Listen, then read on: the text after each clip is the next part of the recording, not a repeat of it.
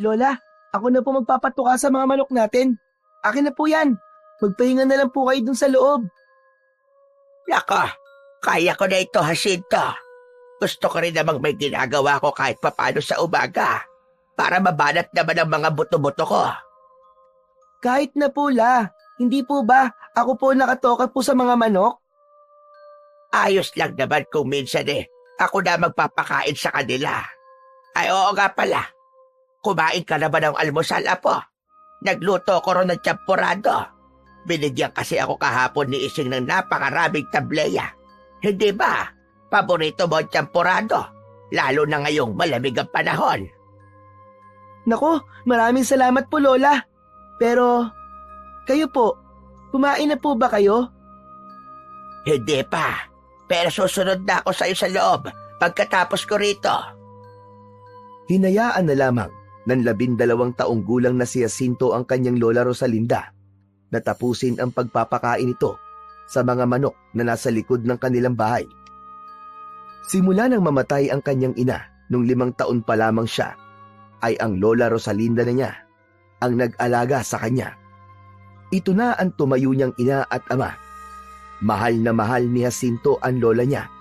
Kaya naman, wala siyang ibang pangarap kundi ang makapagtapos ng pag-aaral upang magkaroon siya ng magandang trabaho.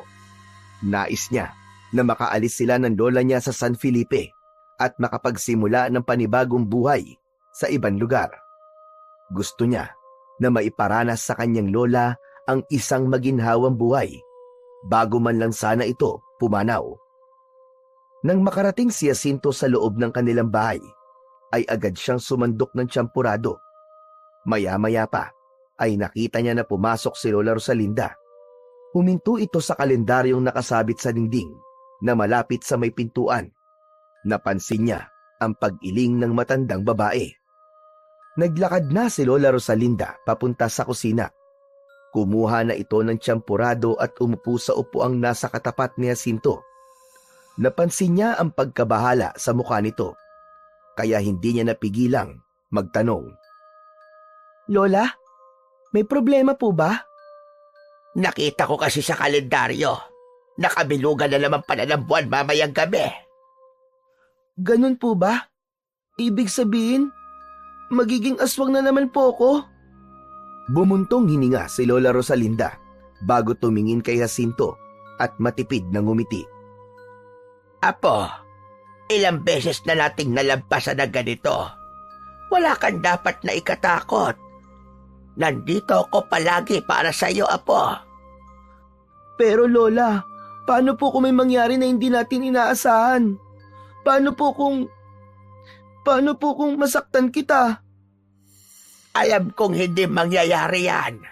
Naniniwala ako na kahit nasaan yung aswang ka, ay kilala mo pa rin ako.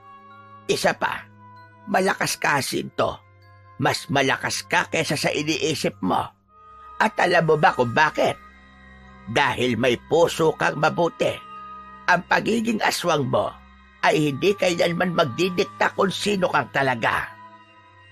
Lola, bakit po ba kasi ako naging ganito? Parang kahit kailan, hindi ako magiging normal kagaya ng mga kalaro at kaklase ko. Tumigil si Lola Rosalinda sa pagkain at hinawakan ang kamay ni Jacinto. Kaya mo yan, Apo. Lagi mong tatandaan, hindi kasamaan ang magwawagi kung pipiliin mong maging mabuti. Hindi na sumagot si Jacinto sa kanyang lola. Hinaplos niya ang mainit na mangkok ng tsampurado at pilit na inintindi ang mga sinabi ng kanyang lola.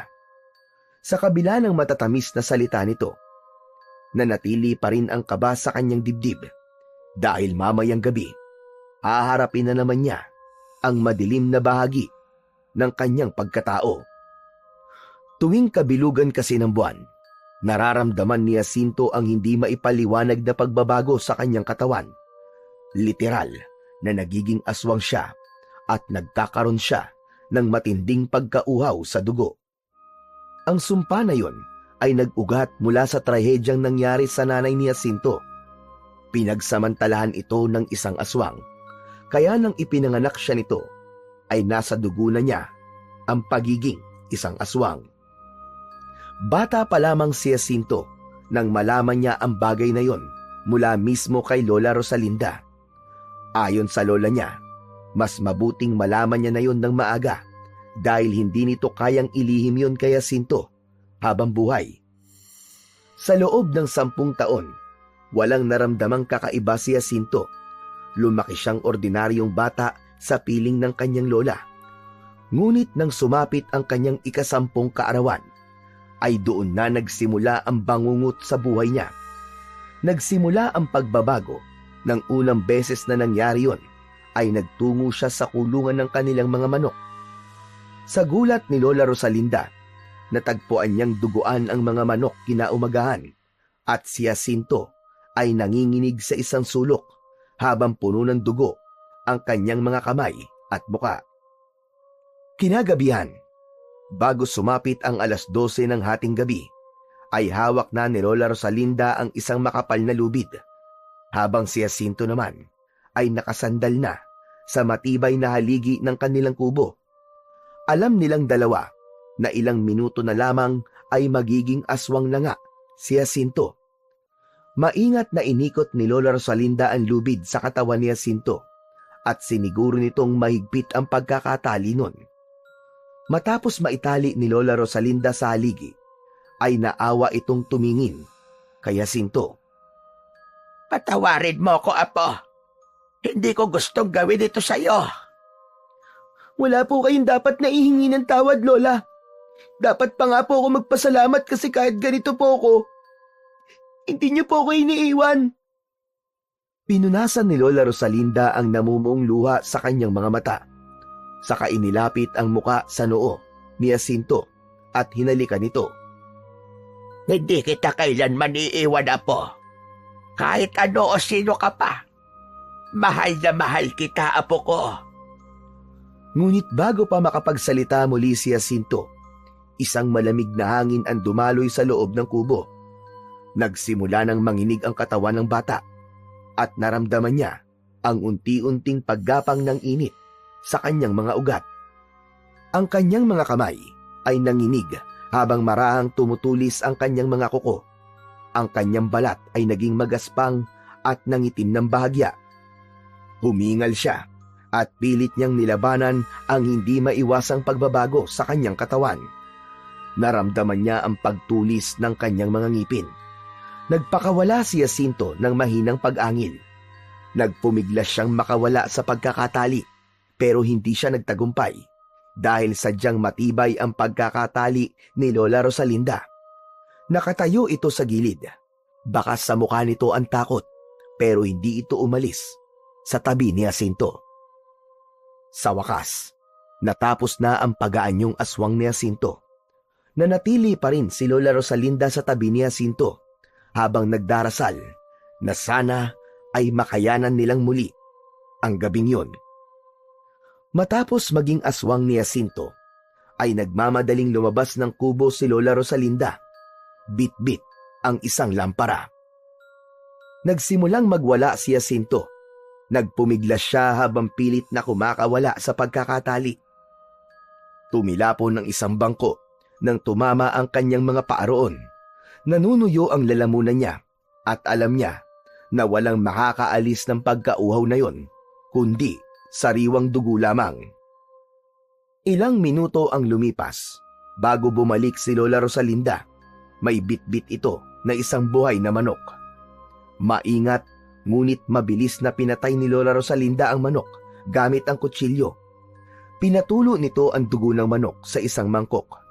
Nang halos naubos na ang dugo ng manok, ay agad nitong inilapit yon sa bibig ni Jacinto. Uhaw na inubos ni Jacinto ang sariwang dugo ng manok na nasa mangkok. Matapos niyang maubos ang sariwang dugo, ay unti-unting kumalma si Jacinto. Nakita ni Jacinto si Lola Rosalinda na umupo sa isang sulok ng kubo habang may awang nakatingin sa kanya. Umaga na nang magising si Jacinto. Ang sinag ng araw ay unti-unting pumasok sa siwang ng dingding at bintana ng kanilang kubo. Agad niyang naramdaman ang bigat ng kanyang katawan, dulot ng pagod mula sa nangyari ng nagdaang gabi. Tumingin siya sa paligid. Napansin niya si Lola Rosalinda na nakaupo lang sa isang sulok. Nakasandal ito sa dingding at ang ulo ay nakatungo. Mahimbing itong natutulog.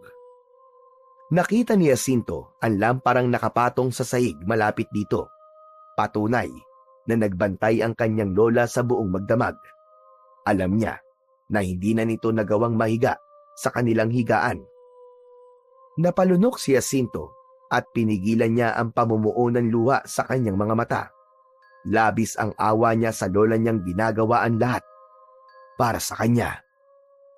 Maya-maya pa ay biglang gumalaw si Lola Rosalinda.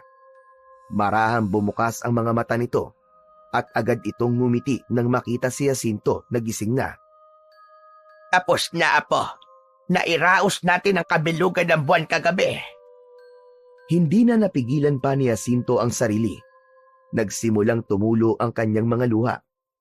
Tumayo si Lola Rosalinda at sinimulan nitong alisin ang pagkakatali kay Jacinto.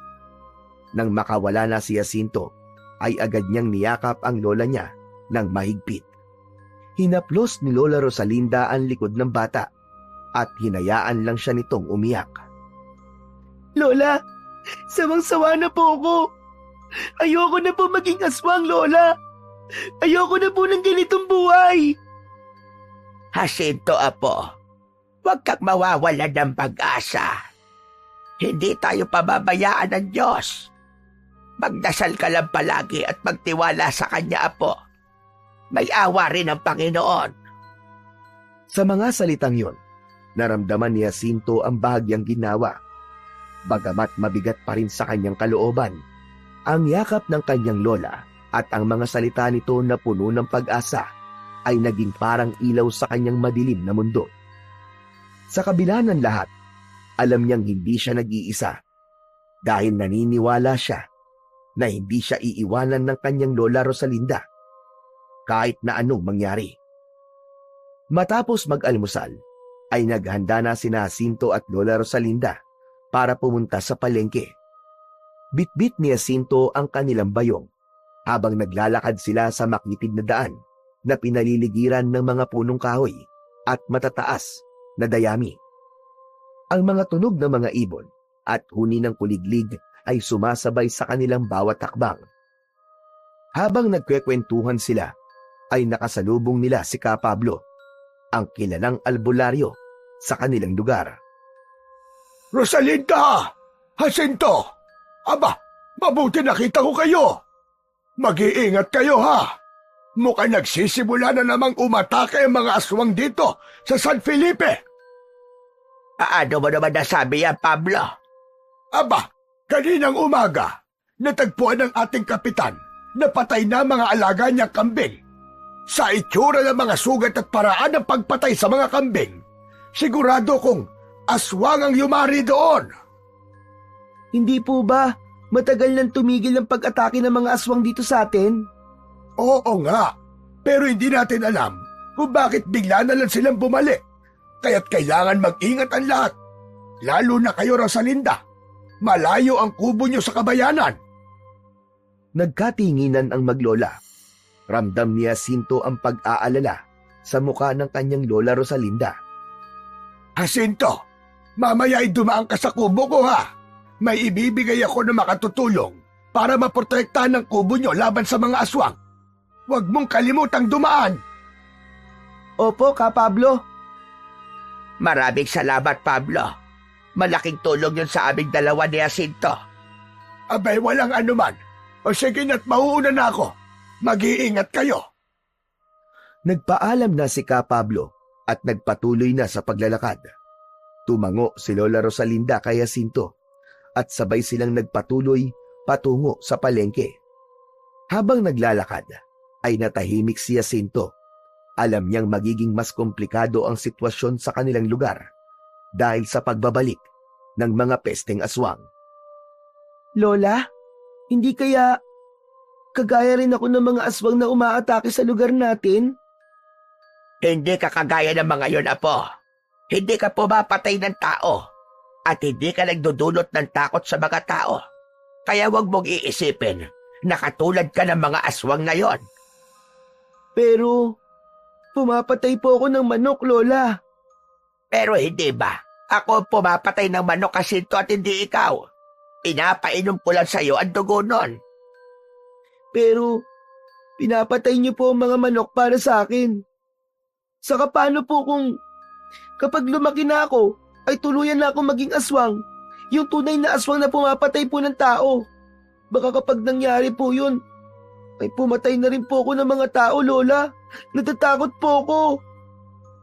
Malalim na huminga si Lola Rosalinda. Huminto ito sa paglalakad at bahagyang yumuko upang magpantay ang kanilang mga mata. Hinawakan ito sa balikat si Jacinto. Makinig kang mabuti sa akin, Jacinto, apo. Hindi mangyayari yon. Gagawa tayo ng paraan. Hahanap tayo ng lunas.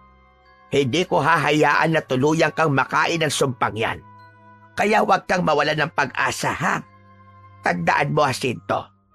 May awa ang Diyos. Napabuntong hininga si Jacinto at tumango ng mahina kahit may bahid pa rin ng pag-aalala ang kanyang mga mata. Nagpatuloy silang maglakad at binaybay nila ang baku-bakong daan patungo sa palengke.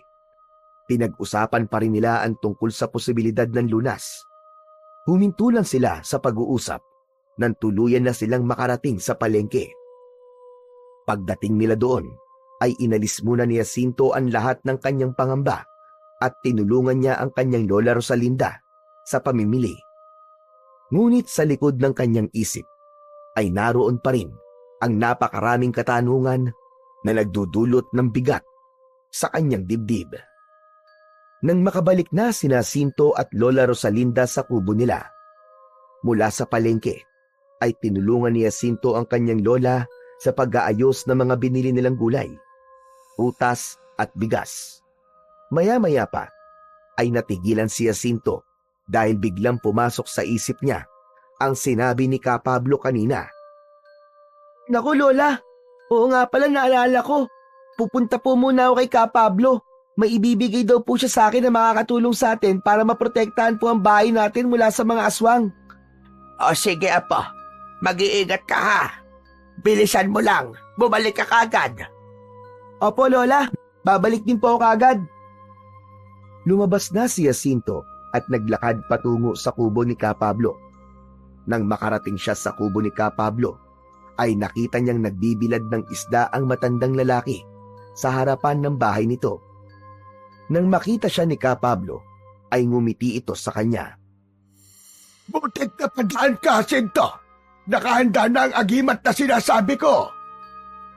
Inabot ni Ka Pablo ang isang maliit na pouch na yari sa tela at inilabas nito mula roon ang isang hugis triangulong agimat na yari sa kahoy.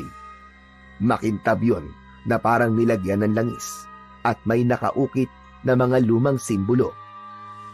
Isabit mo ito sa taas ng pintuan ng bahay nyo para walang aswang ang makapasok sa bahay nyo. Tinignan ni Jacinto ang agimat. Nagkaroon siya ng pag-aalinlangan na tanggapin yon nang iabot yon ni Ka Pablo sa kanya. Natakot siya na baka maapektuhan siya ng agimat dahil sa kanyang dugo bilang kalahating aswang. May problema ba, Jacinto? Oh, eto na ang agimat. Sa inyo na to ng lola mo. Huminga ng malalim si Jacinto bago niya tinanggap ang agimat na ibinibigay sa kanya ni Ka Pablo. Nakahinga siya ng maluwag nang walang nangyari sa kanya matapos niyang mahawakan ang naturang agimat. Maraming salamat po, Ka Pablo. Siguraduhin mo nakasabit yan sa may itaas ng pintuan nyo, ha? Sigurado ko na magiging madalas na ang pag-atake ng mga aswang dito sa atin. Kaya makabubuti kung meron tayong proteksyon laban sa kanila. Tumango si Jacinto at inilagay ang agimat sa loob ng kanyang bulsa. Nagpasalamat muli siya bago nagpaalam kay Ka Pablo. Pagtalikod ni Jacinto ay bigla siyang napahinto at muling humarap kay Ka Pablo. Bakit? May nakalimutan ka ba, Jacinto? Akala ko ba'y uuwi ka na? Ka Pablo? Pwede po ba akong magtanong sa inyo? Ano yun, iho? Tungkol saan? Marami po ba kayong alam tungkol po sa mga aswang? Abay, oo naman, Jacinto. Ang tatay ko kasi ay kilalang antingero noon sa probinsya namin. Manunugis din siya ng mga aswang. Marami ako natutunan sa kanya tungkol sa mga aswang na yan. Itatanong ko rin po sana kung may paraan po ba para mawala po ang pagkaaswang ng isang tao. Abay, meron. Pero hindi basta-basta. Hanggat hindi pa nakakakain ng tao ang isang aswang, may pag-asa pang mawala ang pagiging aswang sa dugo niya. Pero kailangan nyo ng mahabang ritual. Nabuhayan ng loob si Jacinto. Napakapit siya sa agimat na nasa kanyang bulsa. Kaya niyo po bang gawin ng ritual na yon, Ka Pablo? Oo naman.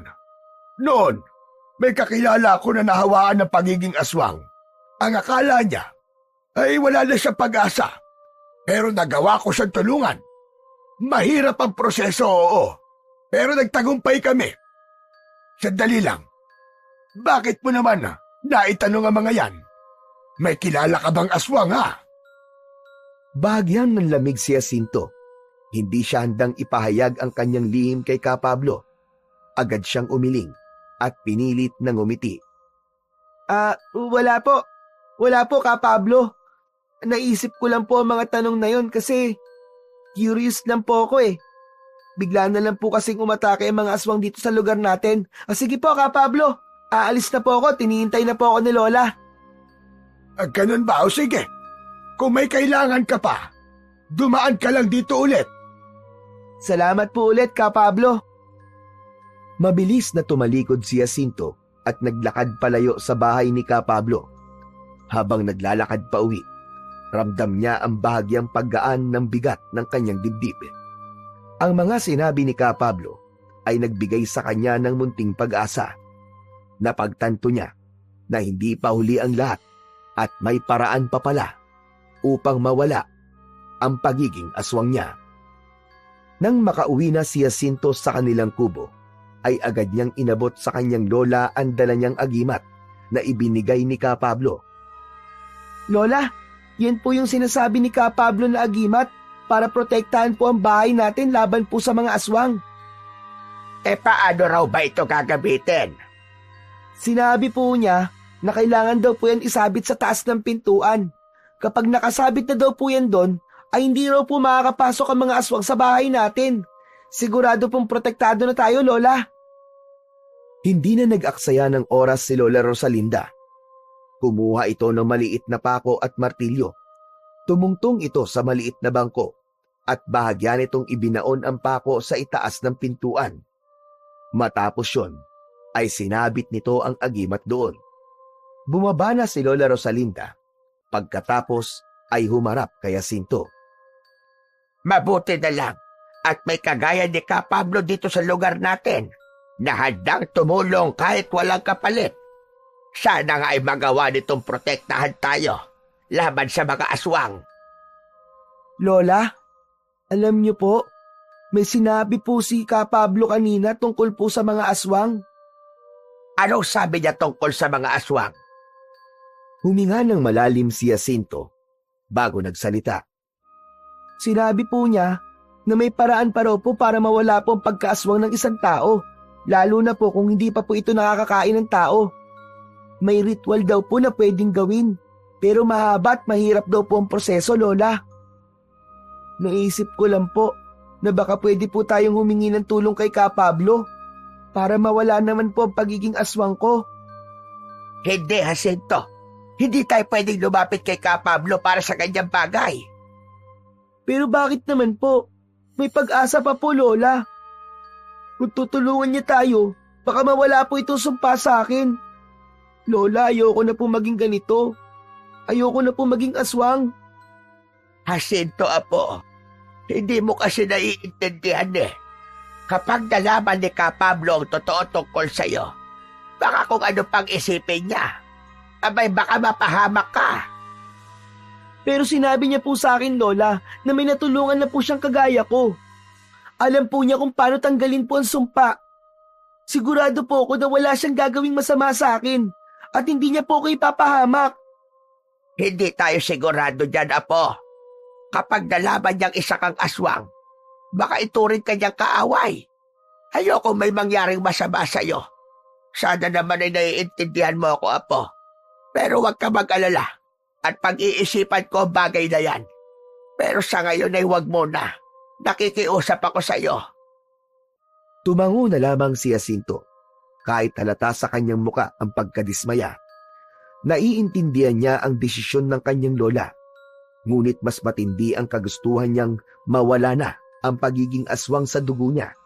Kaya hindi naging maganda ang pakiramdam niya sa pagtanggi ni Lola Rosalinda na humingi sila ng tulong kay Ka Pablo. Nang mga sumunod na gabi, sunod-sunod ang naging pag-atake ng mga aswang sa San Felipe. Walang sinanto ang mga nilalang na yon. Lahat ay biniktima ng mga aswang mula sa mga magsasakang pauwi galing bukid, mga bata na naiwan sa labas ng bahay pagsapit ng dilim, at maging ang ilang kabahayan na kahit na nakakandado ay nagagawang pasukin ng mga aswang. Sa gitna ng kaguluhang yon, nanatiling ligtas ang kubo ni Jacinto. Hindi nagawang makalapit ng kahit isang aswang doon dahil sa agimat na nakasabit sa itaas ng kanilang pintuan. Bagamat ligtas sila, ramdam ni Jacinto ang sakit sa bawat alingaw-ngaw ng sigaw at iyak ng mga biktima mula sa iba't ibang dako ng kanilang baryo. Habang patuloy ang pagdanak ng dugo sa San Felipe, unti-unting lumalim ang konsensya ni Jacinto.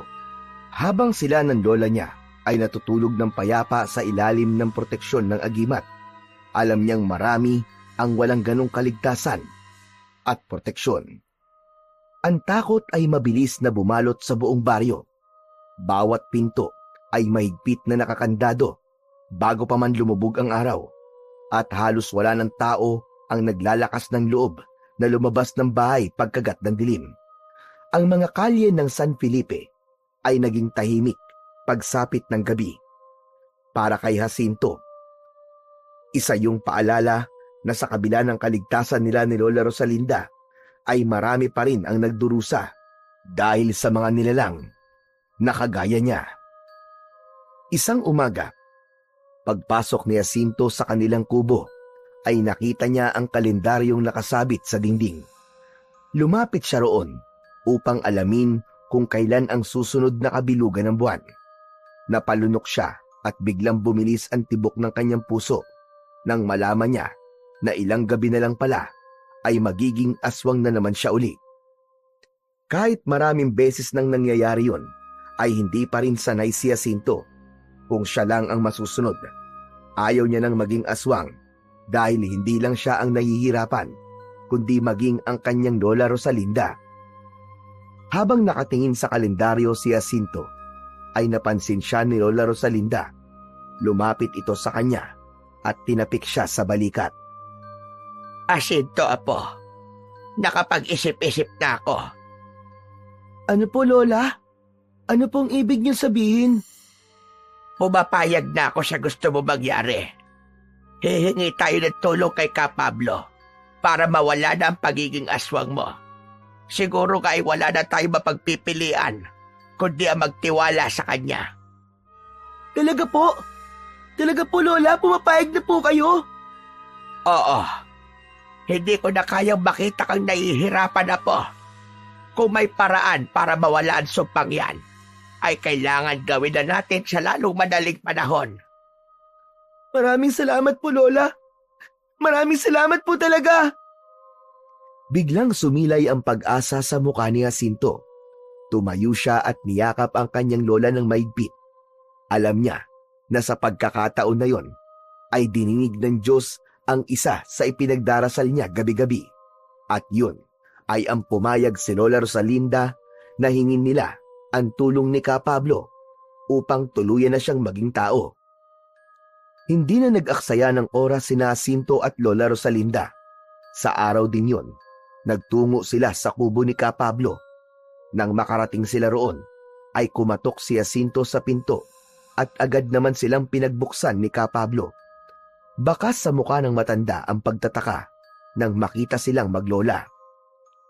Rosalinda! Jacinto! Abay, anong may tutulong ko sa inyo? Ka Pablo, may mahalaga kaming sasabihin. Pwede ba kaming tumuloy?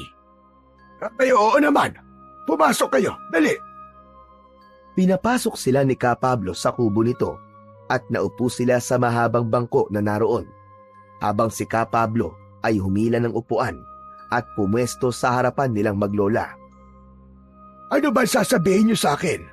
At mukhang napaka-importante talaga niyan para magpunta pa kayo rito.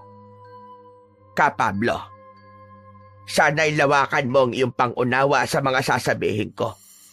Alam kong magugulat ka. Si Jacinto kasi, siya ay kalahating aswang. Napakunot ang noo ni Ka Pablo, bagamat nagulat. Nanatili itong tahimik at hinayaan si Lola Rosalinda na magpatuloy sa pagsasalita. Ipinaliwanag ni Lola Rosalinda kung paano nagkaroon ng dugong aswang si Jacinto at ang kanilang mga pagsusumikap para mapigilan ang pagiging aswang ni Jacinto tuwing sasapit ang kabilugan ng buwan. Tahimik na nakinig si Ka Pablo. Nang matapos magkwento ni Lola Rosalinda, ay nagpakawala ng malalim na paghinga si Ka Pablo at matiim na tumingin kay Jacinto. Noon pa man, nararamdaman ko nang may kakaiba kay Jacinto, pero hindi ko matukoy kung ano. Alam ko rin na mabuting bata siya. Kaya sige, tutulungan ko kayo. Maraming salamat Ka Pablo. Hindi mo alam kung gaano mo kami pinasaya ng aking apo. Mabutit na parito kayo. Pero tanong ko lang, Jacinto, nakakain ka na ba ng tao? Hindi pa po. Dugo lang po ng manok ang iniinom ko para kumalma po ako tuwing nagiging aswang ako. Mabuti naman kung ganon. Ibig sabihin, may paraan pa para mawala ang sumpa sa'yo. Pero tandaan nyo, ang ritual na gagawin natin ay mahaba at hindi madali. Kakailanganin ng tiyaga at tatag ng loob. Ano man po ang mga kailangang gawin, ay gagawin ko po, Ka Pablo. Mabuti kung ganon, iyo. Handa ka na ba, Jacinto? Handa na po ako, Ka Pablo. Gusto ko na po maging normal na tao. Gusto ko na pong maalis sa pagkatao ko ang pagiging aswang. Tumango si Ka Pablo at sinimulan na nitong ipaliwanag ang mga susunod na hakbang na kanilang gagawin. Sa puntong yun, nagpasya na sila na simulan ang laban para sa kalayaan ni Jacinto mula sa sumpang ilang taon nang nasa kanyang dugo at pagkatao.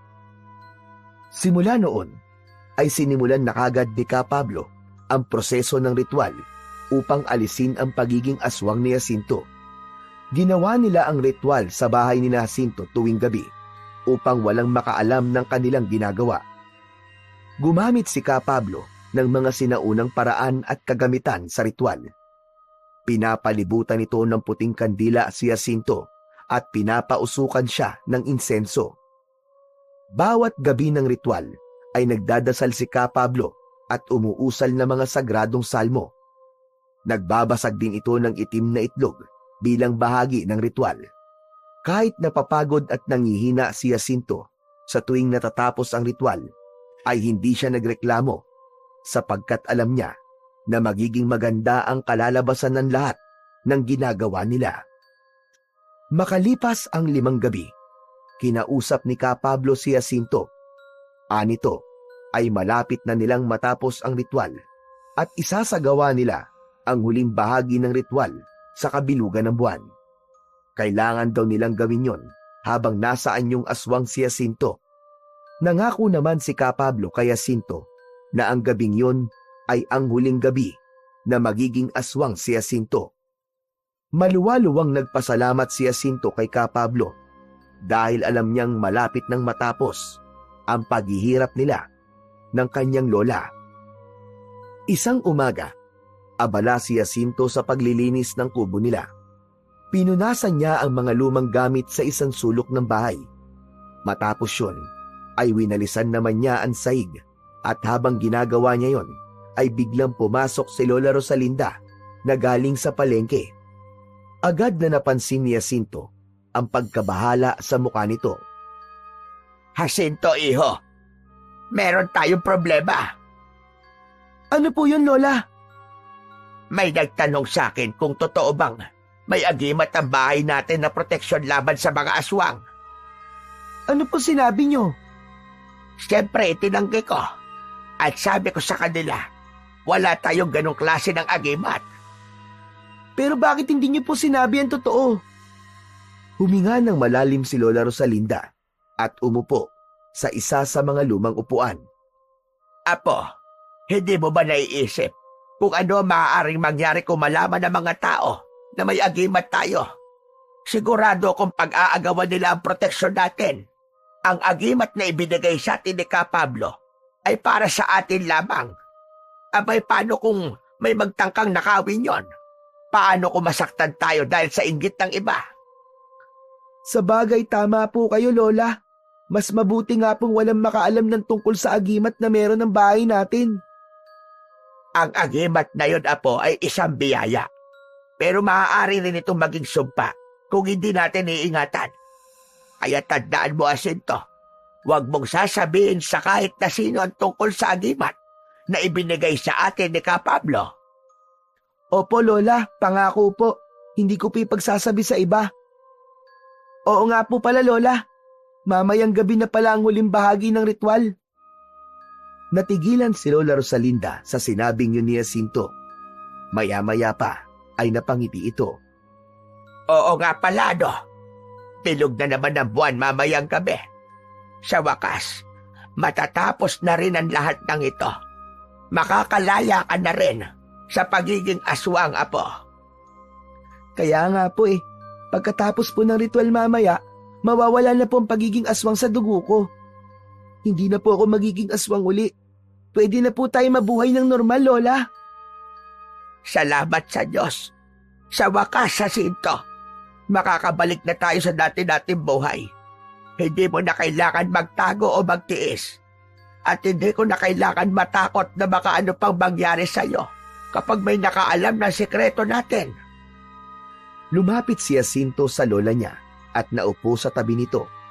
Hinawakan niya ang kamay ng matanda at matamis siyang ngumiti. Lola, salamat po sa pagtitiis niyo sa akin.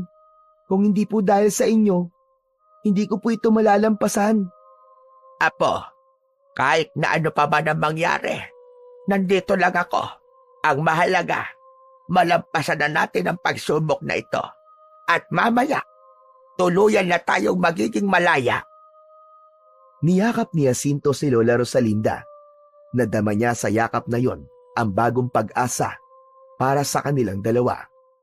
Sa isip niya, ang gabi na parating ay hindi lamang magiging pagtatapos ng isang sumpa, kundi simula ng isang bagong kabanata sa kanilang buhay. Kinagabihan, hindi na natulog sina Jacinto. Sa loob ng kubo, naghanda na sila para sa huling bahagi ng ritual. May kaba sa puso ni Jacinto habang palakad-lakad siya sa loob ng bahay. Paminsan-minsan ay sumisilip siya sa bintana. Si Lola Rosalinda naman ay nakaupo sa isang lumang upuan habang mahigpit ang hawak sa rosaryo at nagdarasal. Maya-maya pa, napatingin si Jacinto sa lola niya. Lola, darating kaya si Ka Pablo? Bago pa man makasagot si Lola Rosalinda, isang malakas na sigawan mula sa labas ang bumasag sa katahimikan ng gabi. Nakarinig sila ng mga taong umiiyak at humihingi ng tulong. Halos tumayo ang balahibo ni Jacinto sa narinig nila. Lola, ang mga aswang! Umaatake na naman po sila! Paano po kung hindi makapunta dito si Ka Pablo? Paano na po ang ritual? Tumayo si Lola Rosalinda at nilapitan ang apo. Hinawakan nito si Jacinto sa balikat at tinignan siya ng diretso sa mga mata. Kung hindi siya makakarating ngayong gabi, wala tayong magagawa, Apo. Maghihintay ulit tayo ng susunod na kabilugan ng buwan. Pero ang tagal pa po nun, Lola. Ayoko na pong maging aswang. Naiintindihan ko, Jacinto. Pero wala tayong kontrol sa lahat ng bagay. Ang magagawa lang natin ngayon ay magdasal. Ipagdasal natin na ligtas si Ka Pablo at makapunta siya rito. Tahimik na tumango si Jacinto at sumulyap siya sa bintana. Nang makita niya ang bilog na buwan, ay nagdulot yun ng kilabot sa kanya. Alam niya na mamaya lang ay magiging aswang na naman siya. Ilang minuto pa ang lumipas, ay patuloy pa rin ang sigawan sa labas ng kubo ni Jacinto. Napatingin si Jacinto sa kanilang orasan at nanlamig siya nang malamang ilang minuto na lang ay sasapit na ang 12:00 ng hating gabi. Lola, ilang minuto na lang po ay 12:00 na. Malapit na po ako maging aswang. Naputol ang pagdarasal ni Lola Rosalinda at mabilis nitong kinuha ang lubid na itatali kay Jacinto upang mapigilan siyang makawala kapag naging aswang na ang bata. Ngunit bago pa nito maitali si Jacinto, ay may malakas na kumatok sa pinto ng kanilang kubo. Narinig nila ang boses ng isang lalaki na nagsabi na alam nito na may proteksyon ang bahay ni na Lola Rosalinda laban sa mga aswang. May ilang nakiusap na papasukin nila ang mga ito. Labis na nataranta sina Jacinto at Lola Rosalinda. Nais man nilang papasukin ng mga tao ay hindi maaari dahil malapit nang maging aswang si Jacinto. Lola, ano pong gagawin natin? Malapit na po akong magbago. Magtiwala ka lang, apo. Aayusin ko ito. Kakausapin ko sila. Lumapit si Lola Rosalinda sa pinto at sinubukang kausapin ang mga tao na nasa labas. Mga anak, pakiusap umuwi na kayo. Hindi ko maaaring payagan na kahit na sino na pumasok dito. Walang proteksyon ang bahay namin. Ngunit naging matigas ang mga tao at sinabi ng mga ito na hindi sila aalis doon. May sumigaw pa na kung hindi nila papapasukin ang mga tao, ay gigibain ng mga ito ang pinto ng kubo ni Jacinto. Nang sandaling yun, ay nagsimula ng manginig si Jacinto. Naramdaman niya na unti-unti na siyang nagiging aswang. Lola, hindi ko na po kayang pigilan. Magiging aswang na po ako, Lola! Biglang nabuwal ang pinto ng kubo at pumasok ang ilang tao na takot na takot. Haharapin sana ni Lola Rosalinda ang mga tao, ngunit tuluyan ang naging aswang si Jacinto. Napaatras ang mga tao sa gulat at takot nang masaksihan ng mga ito ang pagiging aswang ni Jacinto. Sa gitna ng kaguluhan, isang lalaki ang mabilis na dumampot ng itak at sumugod kay Jacinto. Ngunit naging mabilis ang pagkilos ni Jacinto. Bago pa man tumama ang itak sa kanya, ay nakaiwas siya at tumalon sa isang sulok ng kubo. Pakiusap, huwag niyo saktan ang apo ko. Hindi niya ginusto ito. Hindi siya masamang aswang. Ngunit hindi nagpatinag ang lalaki. Muli itong sumugod kay Jacinto. Ngunit sa pagkakataong yon, ay kinagat ito ni Jacinto sa braso. Napasigaw ang lalaki sa sakit at mabilis na umatras. Nataranta na si Jacinto nang may iba pang kalalakihan ang naglabas ng mga sandata ng mga ito. Hindi niya gustong saktan ng sinuman, ngunit alam niyang hindi niya na mapipigilan ang kanyang sarili. Napatingin siya kay Lola Rosalinda na umiiyak at nagmamakaawa sa mga tao. Wala nang ibang nagawa si Jacinto kundi ang tumakbo patungo sa bintana. Binuksan niya yon at tumalon siya palabas ng kubo. Sa ilalim ng liwanag ng buwan ay tumakbo siya palayo, hindi lang sa kanilang bahay, kundi maging sa San Felipe. Hindi niya alam kung saan siya pupunta, ngunit alam niyang kailangan niyang lumayo upang hindi na makapanakit ng iba. Walang tigil na tumakbo si Jacinto nang walang patutunguhan. Pakiramdam niya ay patuloy siyang hinahabol ng mga taong galit na galit at takot sa kanya. Ang mga yabag niya ay dumadagundong sa katahimikan ng gabi, habang ang paligid ay nagiging mas makapal ang anino ng mga puno. Hindi niya namalayan na napasok na pala niya ang masukal na bahagi ng kagubatan. Sa gitna ng kanyang pagtakas, hindi napansin ni Jacinto ang nakausling ugat ng isang puno. Natapilok siya, nawalan ng balanse, at bumagsak ng malakas sa mabatong lupa. Tumama ang kanyang noo sa isang malapad na bato. Naramdaman niya ang mainit-init na dugo na umagos mula sa sugat sa noo niya na nilikha ng aksidente na yon. Sinubukan niyang tumayo, ngunit unti-unting nanlabo ang kanyang paningin. Hindi nagtagal, tuluyang nilamon ng dilim ang kanyang paligid at tuluyan siyang nawalan ng malay. Umaga na nang muling magkamalay si Jacinto. Napagtanto niya na nakahiga siya sa isang papag na gawa sa kawayan. Luminga siya at nalaman niya na nasa loob siya ng isang kubo. Hindi pamilyar sa kanya ang bahay na yon, kaya nakaramdam siya ng takot. Dahan-dahan siyang bumangon, ngunit napahawak siya sa kanyang noo nang sumakit yon. Bumalik sa kanyang alaala ang nangyari kagabi. Muli siyang luminga sa paligid, pero kahit na anong pag-iisip ang gawin niya, ay hindi niya kayang malaman kung nasan siya. Makalipas ang ilang minuto, ay biglang bumukas ang pinto. Pumasok ang isang lalaki na matangkad. Malapad ang balikat at may matitigas na ekspresyon sa muka.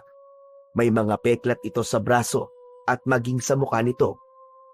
Napaatras si Jacinto at sumiksik siya sa sulok habang nakatitig sa bagong dating. Sino ka? Nasaan ako? Kumalma ka lang. Wala kang dapat ikatakot. Hindi kita sasaktan. Paano ko kakalma? Hindi kita kilala. Sino ka ba? Ako si Lukban. Ako nakakita sa'yo kagabi sa gubat. Sugatan ka. Kaya dinala kita rito para gamutin. Hindi alam ni Jacinto kung paniniwalaan niya ang sinabi ng lalaki. Patuloy siyang nakatitig dito. Bakit mo ako tinulungan? Anong kailangan mo sa akin? Wala. Wala akong kailangan sa'yo. Sadyang kailangan mo ng tulong, kaya tinulungan kita. Kung gusto mong umalis, bahala ka. Pero hindi mo pa kaya sa lagay mo ngayon. Nasaan po ako? Anong lugar po ito? Nasa gitna ka ng kagubatan.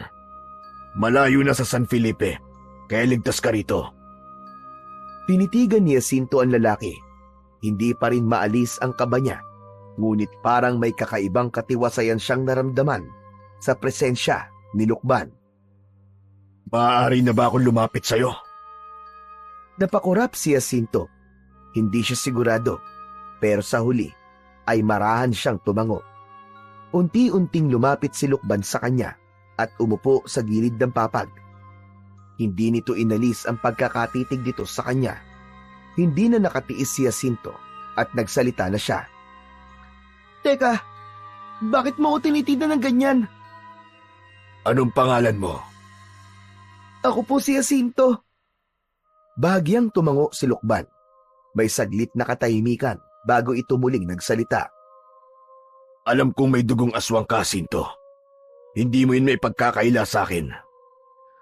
Nanlaki ang mga mata ni Jacinto. Kumabog ng malakas ang kanyang dibdib. Mabilis siyang tumalon mula sa papag at tumakbo papunta sa pinto. Hindi niya alam kung paano nalaman ni Lukban ang lihim niya. Pero isa lang ang naisip niya. Papaslangin siya nito dahil alam nito na aswang siya. Ngunit bago pa siya makalabas, isang mabilis na kilos mula kay Lukban ang pumigil sa kanya. Hinawakan nito ng maigpit ang kanyang braso. Hinila siya nito pabalik.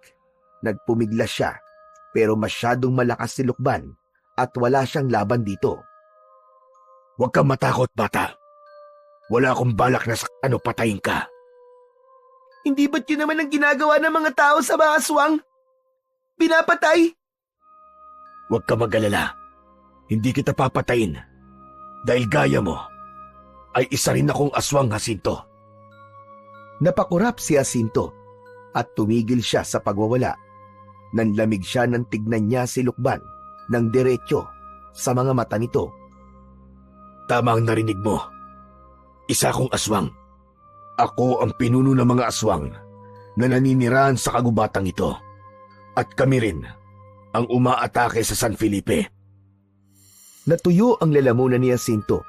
Hindi niya alam kung ano ang kanyang mararamdaman ng sandaling yon.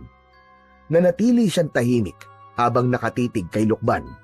Hindi pa rin siya makapaniwala sa sinabi nito na ang lalaking nasa harapan niya ay isa ring aswang at higit pa roon, ito ang pinuno ng mga nilalang na umatake sa San Felipe.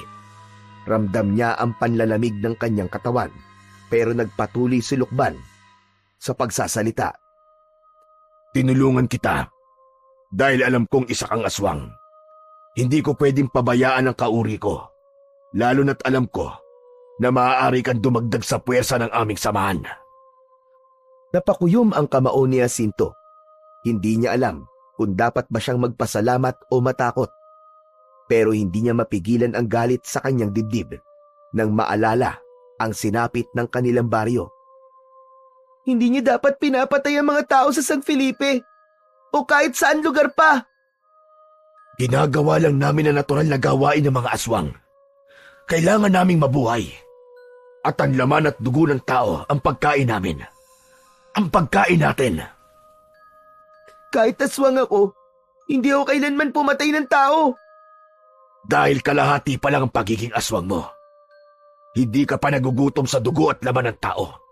Dahil hindi pa buo ang pagkaaswang mo, Jacinto. Pero oras na tumungtong ka sa edad na 18, magbabago ang lahat. Nanlaki ang mga mata ni Jacinto. Mas lalo siya nanlamig sa mga sinabi ni Lukban. Doon mo mararamdaman ang tunay na pagkauhaw na hindi maiibsan ng simpleng pag-inom ng dugo ng hayop. At kapag dumating ang araw na yon, papatay ka rin ng tao. Labis na nagimbal si Jacinto sa kanyang narinig. Napaatras siya. Gusto niyang takasan ang mismong katotohanang ibinunyag ni Lukban sa kanya. Ngunit aminado siya na malaki ang posibilidad na mangyari ang lahat ng sinabi ng pinuno ng mga aswang. Dahil sa wala nang mapupuntahan, nagpasya si Jacinto na manatili sa lugar ng mga aswang sa kabila ng matinding kaba at disgusto sa paligid niya. Sa araw-araw na kanyang pananatili roon, ay lalo siyang nababalot ng takot at pagkasuklam sa buhay na nakikita niya roon. Ang bawat kubo ay puno ng mga nakasampay na piraso ng karne ng tao, habang ang amoy ng dugo ay tila hindi nawawala sa hangin. Dahil hindi niya magawang kainin ang pagkaing inihahain sa kanya, natuto si Jacinto na maghanap ng sarili niyang pagkain sa gubat. Nangongolekta siya ng mga prutas at nangangaso ng mga hayop. Umiinom siya ng tubig mula sa batis. Sa kabila ng kanyang pagsisikap, hindi maalis sa kanyang isipan ang baryo ng San Felipe. Ang mga ala-alang naiwan niya roon at ang kanyang lola na walang kamalay-malay sa kanyang kinaroroonan. Bagamat labag sa kanyang kalooban, napilitan siyang manatili sa tirahan ng mga aswang sa gubat, kapalit ng pangako ni Lukban na hindi gagalawin ng mga aswang si Lola Rosalinda. Ngunit habang lumilipas ang mga araw, lalong nagiging mabigat sa kanyang dibdib ang bawat sandaling kasama ang mga nilalang na nagdudulot ng takot at kamatayan sa mga tao sa San Felipe. Isang umaga, habang nasa kubo niya si Jacinto, ay biglang pumasok doon si Lukban. Tumayo ito sa harapan niya at matiim siyang tinignan. Anong ginagawa mo rito? Kung pipilitin mo akong kumain ng tao, ay wag mo nang ipilit. Dahil hindi ko gagawin yon. Wala ako rito para pilitin kang gawin ang hindi mo pa kaya sa ngayon. Gusto ko lang ipaalala sa'yo na bilog ang buwan mamayang gabi. At alam mo naman kung ano ang mangyayari kapag bilog ang buwan. Kung ganon, itali niyo na lang ako sa kung saan para hindi ako mapunta sa kung saan-saan. Hindi namin gagawin yun sa'yo, Jacinto. Bilang bahagi ka na ng samahan namin, kailangan sumama ka sa amin mamayang gabi. Aatake kami sa San Felipe. Panahon na para makita mo kung ano ang ginagawa ng isang aswang na kagaya mo. Mariing umiling si Jacinto. Wala akong balak na pumatay ng tao. Kahit kailan, hindi ko kayang gawin yon. Hindi ko gagawin yon. Hindi mo kailangan pumatay. Sa ngayon. Pero sumama ka para makita mo kung anong ginagawa ng ating lahi. Darating ang araw na gagawin at gagawin mo rin yun, Jacinto. Hindi mo maiiwasan ang pagkauhaw sa dugo ng tao at sa laman nila. Hindi mo matatakasan ang kalikasan mo. Ayoko! Ayoko, hindi ako sasama sa inyo! Dito na lang ako sa kubo! Walang problema. Pero kung ayaw mo sumama, wala akong magagawa kundi paalisin ka rito. Hindi ko kayang protekta ng isang tulad mo na hindi marunong sumunod sa mga patakaran ng sama na ito. Kung gusto mong mabuhay sa sarili mong paraan, bahala ka. Pero itong tandaan mo, wala nang ligtas na lugar para sa'yo. Kundi dito lang. Dito lang sa lugar ko, Jacinto. Nangibabaw ang takot sa puso ni Jacinto sa sinabing yun ni Lukban. Alam niya na kung aalis siya roon ay wala na siyang mapupuntahan.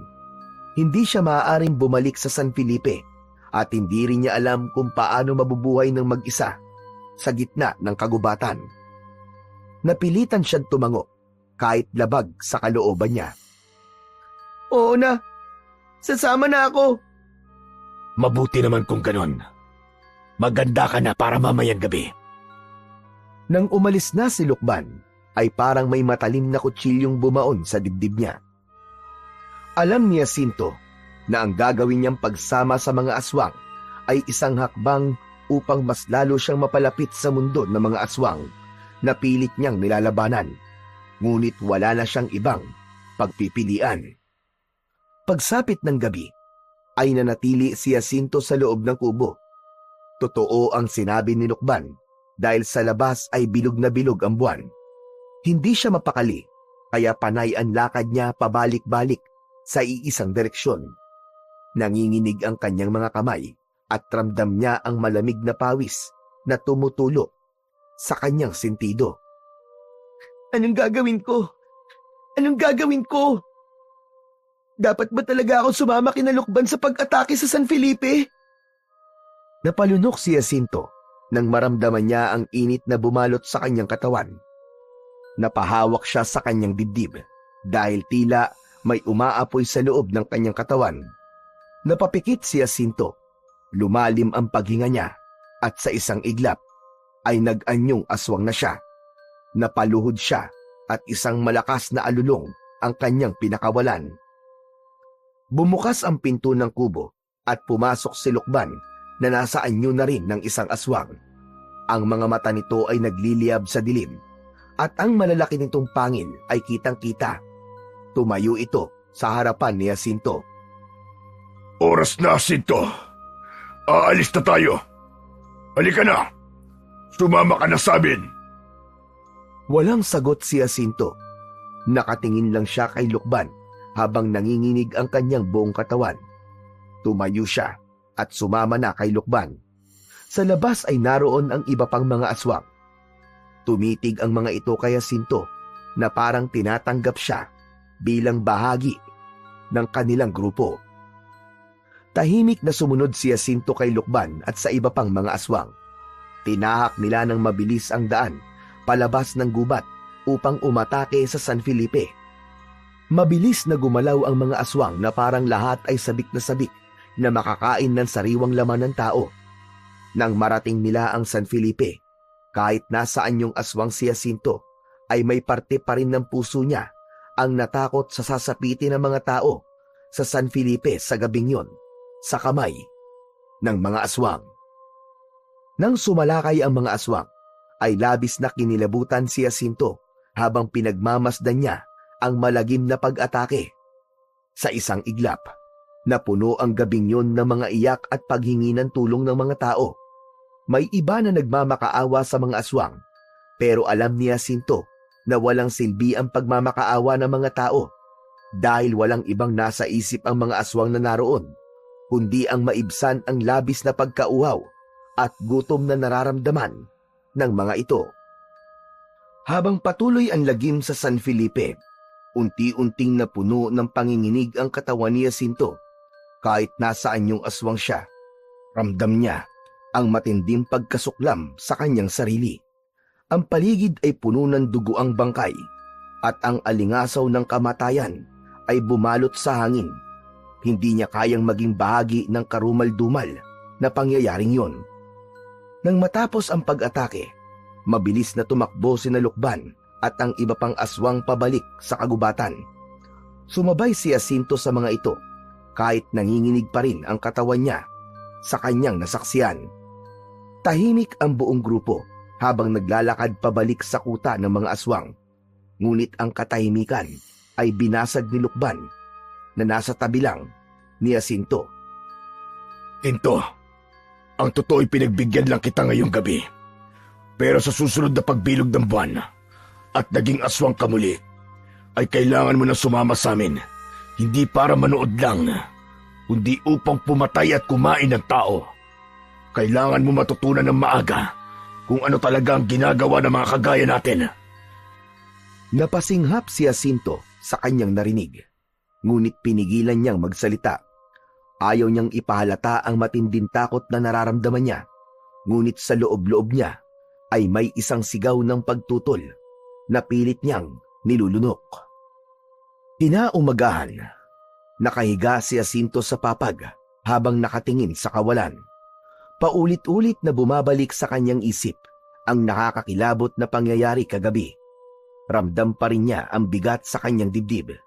Ang tanong sa sarili kung paano siya napunta sa ganong sitwasyon. Napabalikwas siya ng bangon nang bumukas ang pinto at pumasok si Lukban. May dala itong isang maliit na sisidlan na puno ng iba't ibang prutas. Tahimik nitong inilapag ang sisidlan sa tabi ni Jacinto bago na upo sa isang silya malapit sa kanya. Kumain ka na muna. Alam kong pagod ka pa. Tinignan ni Jacinto ang mga prutas, ngunit hindi niya magawang galawin ang mga yon. Hindi niya alam kung kaya pa niyang lunukin ang kahit na anong pagkain ng oras na yon. Alam ko nagulat ka sa nakita mo kagabi. Pero kailangan mo mamulat ng maaga, Jacinto. Hindi ka maaaring manatiling ganyan. Isang araw, magiging ganap ang pagiging aswang mo. Mas mabuting matutunan mo na ngayon kung paano mabubuhay. Alam kong may dugong aswang ako. Pero hindi ko kailanman pinangarap na pumatay ng tao. Dahil minsan, naging tao rin ako. Hindi mo kayang takasan na nakatakda sa iyo, Jacinto. Yan ang wag na wag mong kalilimutan. Wala nang ibang sinabi si Lukban pagkatapos nun. Tumayo ito at lumabas ng kubo, kaya muling naging mag-isa si Jacinto. Muli siyang napatitig sa kawalan at inisip niya na hindi siya pababayaan ng Diyos. Naniniwala siya na may plano ang Panginoon sa kanya, kaya siya inilagay sa ganung uri ng sitwasyon.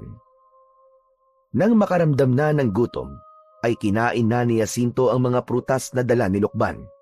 Matapos kumain, ay lumabas siya sa kubo at naglakad-lakad hanggang sa makarating siya sa masukal na bahagi ng kagubatan.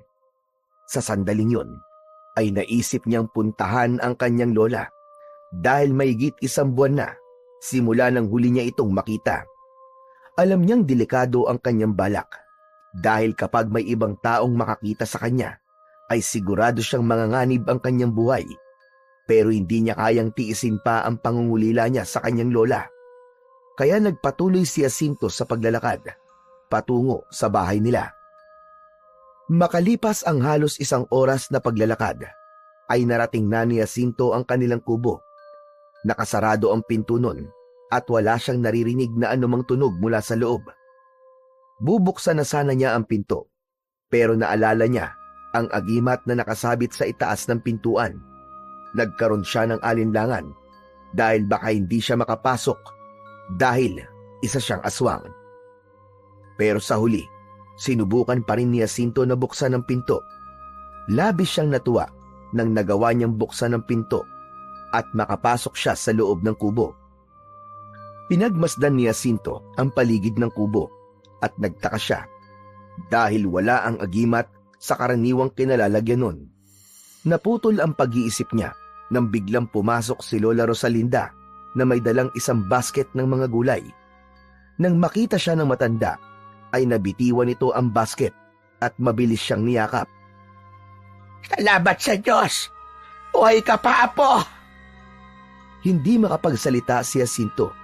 Naramdaman niya ang pag-agos ng luha sa kanyang mga mata habang yakap siya ng kanyang lola. Napagtanto niyang sa kabila ng lahat ng nangyari, naroon pa rin ang pagmamahal ng kanyang lola para sa kanya. Pagkatapos ng maigpit na yakapan, marahang hinawakan ni Lola Rosalinda ang mukha ni Jacinto. Kita sa mga mata nito ang pag-aalala at pangungulila sa kanya. Ano ba nangyari sa iyo, Apo? Sobra ako nag-alala sa iyo. Bahagyang yumuko si Jacinto. Alam niyang hindi niya maaaring sabihin ang totoo sa kanyang lola dahil mas lalo lamang itong mag-aalala. May nakita po akong kubo sa gubat, Lola. Doon po muna ako tumira pansamantala. Marami naman po ako nakukuha pagkain sa gubat kaya ayos lang po ako. Bumalik ka na rito sa bahay natin, Apo. Halos mamatay ako sa pag-aalala sa iyo. Hindi pa po pwede, Lola. Alam niyo pong papatayin po ako ng mga tao kapag nakita po nila ako. Malungkot na tumango si Lola Rosalinda. Alam ni Jacinto na napagtanto ng lola niya na may katotohanan ang sinabi niya. Sandaling natahimik ang dalawa bago nagtanong si Jacinto. Kumusta naman po kayo rito, Lola? Hindi po ba kayo pinag-iinitan ng mga tao? Ayos lang ako, Apo. Hindi naman ako pinag-iinitan ng mga tao. Tinulungan ako ni Ka Pablo na magpaliwanag sa kanila. Mabuti naman po pala kung ganon. Pero nasan na po yung agimat sa pinto natin? Inaalis ko yun tuwing umaga at ibinabalik ko na lamang tuwing gabi. Malakas kasi ang pakiramdam ko. Nababalik ka para kung sakali man bumalik ka nang wala ako rito, ay gusto ko makapasok ka rito sa bahay natin. Nanlambot si Jacinto sa narinig. Muling nangilid ang luha sa kanyang mga mata. Mas lalo niyang napatunayan na mahal talaga siya ng kanyang lola. Kahit ano pang nangyari sa kanya, hindi ito tumalikod sa kanya. Ngunit naisip ni Jacinto na kahit nais niyang makasama ng mas matagal si Lola Rosalinda, ay hindi na siya pwedeng magtagal roon. Masyadong delikado para sa kanilang dalawa kapag may ibang tao na makakakita sa kanya. Lola, aalis na po ako. Huwag ka munang umalis, Apo. At kung maaari, dito ka na lang. Itatago kita sa mga tao. Hindi na po ligtas para sa ating dalawa kung mananatili po ako rito, Lola. Pero pinapangako ko po, babalik din po ako sa normal. Babalik din po sa normal ang buhay natin.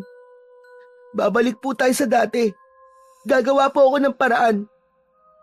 Sa ngayon po, kailangan po muna natin mabuhay nang hindi magkasama. Wala nang nagawa si Lola Rosalinda nang tumalikod si Jacinto at nagsimulang tumakbo palayo. Hindi na nilingon ni Jacinto ang lola niya dahil alam niya na magiging dahilan pa yon para balikan niya ito.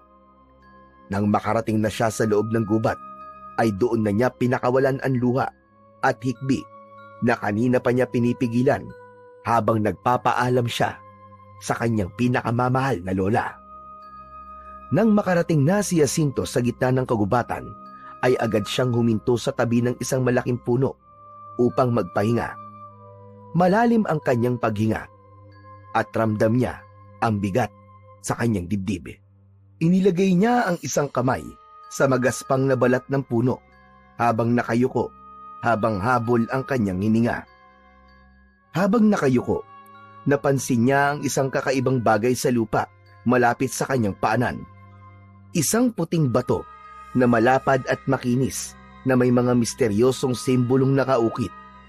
Kumunot ang kanyang noo.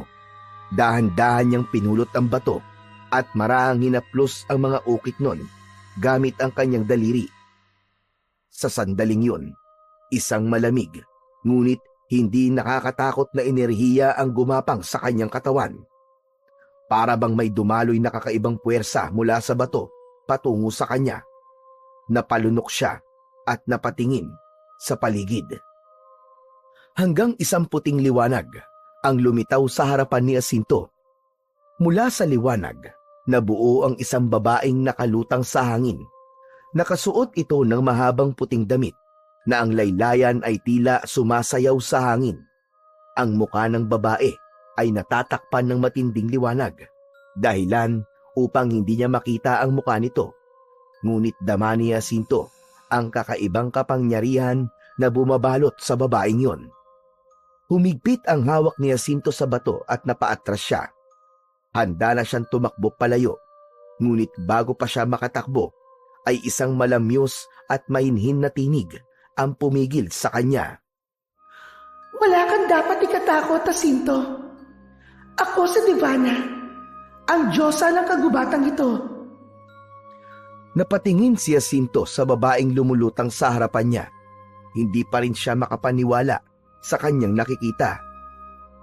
Anong kailangan niyo po sa akin? Ang hawak mong mutya ay isang makapangyarihang bato na iniwan ko sa kagubatang ito upang matagpuan ng isang taong karapat-dapat na magmayari nito. At dahil ikaw ang nakakita sa mutya, malinaw na ikaw ang napili niya. Eka, bakit po ako? Ano bang meron sa mutyang ito? Ang mutyang yan ay nagbibigay ng pambihirang lakas at bilis sa sino mang magmamayari nito. Ngunit tandaan mo, Jacinto, ang kapangyarihang taglay nito ay dapat lamang gamitin sa kabutihan upang ipagtanggol ang mga mahihina at labanan ng kasamaan. Batid ko ang nangyayari ngayon sa San Felipe at nais kong tulungan ang mga taga roon sa pamamagitan ng pagbibigay ng makapangyarihang mutya sa isang karapat-dapat na tao upang labanan ang mga aswang. Lalabanan ng mga aswang? Mukhang nagkamali yata po ang mutya sa pagpili sa akin. Ipapaalam ko lang po sa inyo na may dugo rin po akong aswang. At ngayon ay nakatira po ako kasama ng mga aswang na sumasalakay po sa San Felipe. Alam ko ang lahat ng iyon, Jacinto. Nang piliin ka ng mutya, nalaman ko rin ang kwento ng iyong buhay.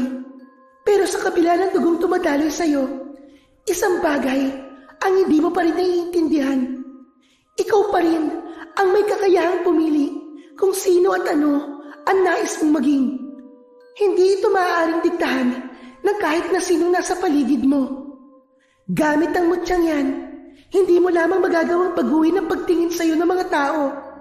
Magagawa mo rin kontrolin ang iyong pagiging aswang. Wala nang gabing magiging alipin ka ng pagkauhaw mo sa dugo. Napasinghap si Jacinto. Tila nagustuhan na niya ang mga sinabi ni Divana.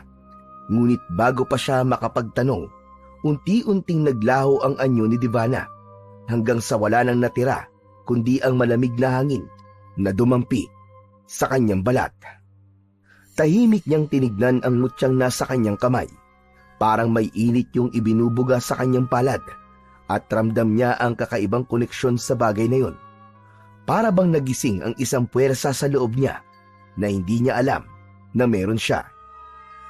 Napapitlag si Jacinto nang may narinig siyang kaluskos mula sa likuran niya. Mabilis niyang ibinulsa ang mutya at tumingin sa kanyang likuran. Nakita niya si Lukban na naglalakad papalapit sa kanya. Mataman yung nakatingin sa kanya. Huminto si Lukban ilang dipaan layo kay Jacinto. Saan ka galing, Jacinto?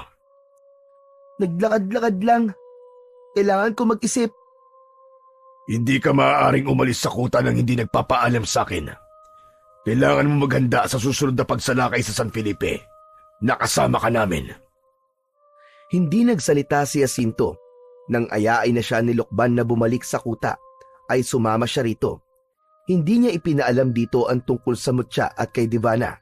Naisip niya na baka ang mutya na ang pag-asa niya upang mapatunayan niya sa mga tao sa San Felipe na kahit aswang siya, ay hindi dapat matakot ang mga ito sa kanya. Simula nang mapunta kay Jacinto ang mutya, ay palihim siyang umaalis sa kuta upang subukan ang kapangyarihan nun. Sa gitna ng madilim at malawak na kagubatan, sinasanay niya ang kanyang katawan sa bagong lakas at bilis na binigay sa kanya ng mutya. Mula sa simpleng pagtakbo, napagtanto niyang kaya niyang gumalaw ng mas mabilis kaysa sa isang normal na tao. kahit wala siya sa anyong aswang. Kapag ginamit naman niya ang kanyang buong lakas, kayang-kaya niyang patumbahin ang matitibay na puno ng isang suntok lamang. Ang kanyang pandama ay naging mas matalas. Nadarama na niya ang bawat paggalaw ng hangin at ingay sa paligid. Ngunit kung merong kapangyarihang taglay ang mutya na nais malaman ni Jacinto, yun ay ang kapangyarihan nitong kontrolin ang pagiging aswang niya. Yun nga lang, hindi pa niya yun masusubukan hanggang sa dumating ang sunod na pagbilog ng buwan. Isang gabi, habang nakasilip si Jacinto sa bintana ng kubo, ay nakita niya ang pag-alis ng mga aswang sa kuta. Alam niyang pupunta na naman ang mga yon sa San Felipe.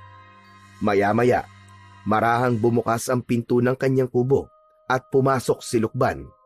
Tahimik itong lumapit sa kanya.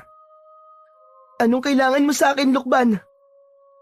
Hindi ka muna sasama sa amin ngayong gabi. Dito ka lang sa kuta. Hindi pa bilog ang buwan. Hindi ka pa magiging aswang. Anong gusto mong gawin ko habang wala kayo? Magbantay ka dito. Walang ibang aswang dito ngayon bukod sa'yo. Pero huwag ka mag-alala. Bihira namang may naliligaw sa kuta natin. Naiintindihan ko. Huwag ka mag-alala at hindi ako aalis dito sa kuta natin. At handa rin ako sumama sa inyo sa susunod na pagbilog ng buwan. Siguro nga, ay kailangan ko nang tanggapin na ito na ang aking kapalaran, ang maging katulad nyo. Napangiti si Lukban at waring natuwa sa sinabi ni Jacinto. Mabuti kung ganon. O sige, aalis na kami. Tumalikod si Lukban at lumabas ng kubo. Nang tuluyan ng mag-isa si Jacinto sa kuta, ay inilabas niya ang mutya mula sa kanyang bulsa. Bahagya yung nagliwanag na para bang meron yung sariling buhay. Pinagmasdan niya yon at inisip ang kapangyarihang taglay ng mutya at kung paano niya yon magagamit. Alam ni Jacinto na hindi maaaring wala siyang gawin ng gabing yon. Dahil wala ang mga aswang sa kuta, yun na ang tamang pagkakataon upang simulan ang kanyang misyon.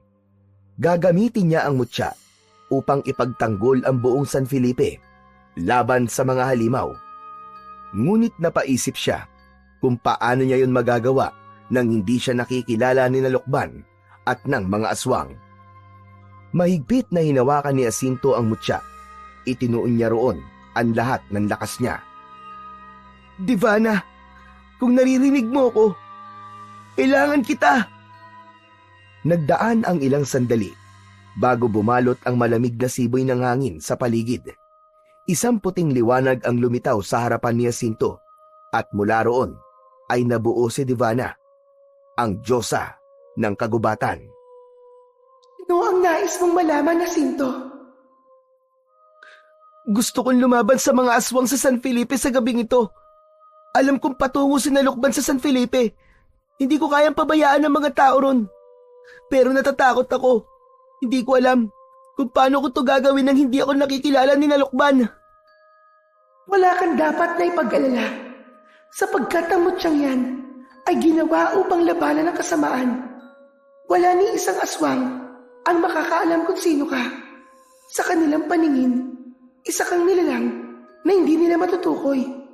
Tanging ang mga taong nakakakilala lamang sa iyo ang makakakita ng iyong tunay na anyo. Napatingin si Jacinto sa mutya na sa sandaling yon ay kumikislap ng mas matindi. Huwag mo nang sayangin ang oras, Jacinto. Humayo ka na at simulan mo na ang iyong misyon. Maraming salamat po sa inyo, mahal na diwatang Divana. Unti-unting naglaho ang figura ng Diyosa at muling naging mag-isa si Jacinto sa loob ng kubo. Mahigpit niyang hinawakan ng mutya at tumakbo palayo. Ang dilim ng kagubatan ay hindi na naging hadlang sa kanya. Sa gabing yun, hindi na si Jacinto ang takot na batang aswang dahil siya na ang magiging tagapagtanggol ng San Felipe laban kina Lukban. Matapos ang ilang minutong pagtakbo ni Jacinto, ay natanaw na niya sa wakas ang San Felipe. Agad siyang nagkubli sa ilalim ng isang punong malapit sa bukana ng bayan. Mula roon, Nakita niya ang lagim na hatid ng mga aswang. May isang lalaki na hinila mula sa kanyang bahay ng isang aswang habang ang kuko ng aswang ay nakatarak sa dibdib ng lalaki. May isang bata ang umiiyak habang pilit na pinoprotektahan ng nanay nito mula sa isa pang aswang. Meron ding isang matanda na bumagsak sa lupa habang hawak ang dugo ang bisig matapos itong lapain ng isa sa mga aswang. Hinigpitan ni Jacinto ang pagkakahawak niya sa mutya sa loob ng kanyang bulsa. Huminga siya ng malalim at pinahupa ang sariling kaba at muling itinuon ang paningin sa mga aswang. Isang matulis na kawayang nakasandal sa bakod ang naisipan niyang kunin. Mabilis siyang lumingalinga at sinuri ang paligid. Kinuha niya ang isang matulis na kawayan at lumabas na siya sa kanyang pinagtataguan. Nang may isang aswang na tatalon sa isang lalaki na may sugat sa braso, ay biglang sumulpot si Jacinto mula sa gilid at buong puwersang isinaksak ang matulis na kawayan sa tagiliran ng halimaw. Napasigaw yun at pumiglas, ngunit agad niyang itinulak ang kawayan kaya bumaon palalo yun sa laman ng aswang. Napaatras ang ibang aswang at nagulat sa pagdating ni Jacinto. Napansin ni Jacinto na wala sa mga aswang ang nakakakilala sa kanya, kaya napatunayan niyang totoo ang sinabi ni Devana. Isa pang aswang ang lumundag papunta kay Jacinto habang ang mga kuko nito ay palapit sa kanyang muka. Ngunit mabilis na umilag si Jacinto at madiin niyang itinuon ang mga paa sa lupa. Pumihit siya paharap sa aswang at buong lakas niyang itinarak ang kawayan sa dibdib nito. Nang hugutin niya ang kawayan, ay agad yung bumagsak sa lupa at nangisay. Ilang mga aswang ang nagmistulang umatras. Naramdaman ni Jacinto ang takot ng mga yon sa kanya. Mabilis siyang tumakbo sa isang aswang at buong puwersang isinaksak niya ang dulo ng kawayan sa leeg nito. Dugo ang bumagsak ang aswang sa lupa. Naging sunod-sunod na ang mga aswang na napapabagsak ni Jacinto matapos yon. Bawat galaw niya ay mabilis at kalkulado. Ang kanyang katawan ay tila may sariling isip na gumagalaw ng may likas na liksi at lakas. Hanggang sa isang malakas na sigaw ang narinig ni Jacinto mula kay Lukban. Umatras na muna tayo! Atras! Agad na sumunod ang mga aswang.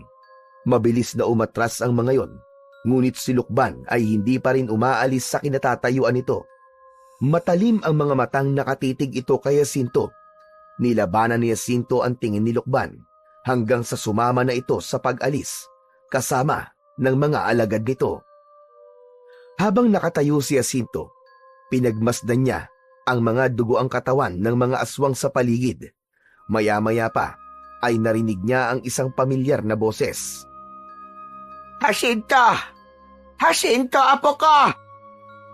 Napalingon si Jacinto. Nakita niya ang kanyang lola na nakatayo sa hindi kalayuan. Nanginginig ito at may luha sa mga mata. Kasama nito si Ka Pablo na nakatulala at waring hindi makapaniwala sa nasaksihan. Sa paligid, unti-unting lumalabas mula sa mga taguan ang mga tao. May pagkamangha sa mga mata ng mga yon habang nakatingin sa batang si Jacinto. Jacinto! Abay, ikaw nga! Paano mo nagawa lahat ng yon?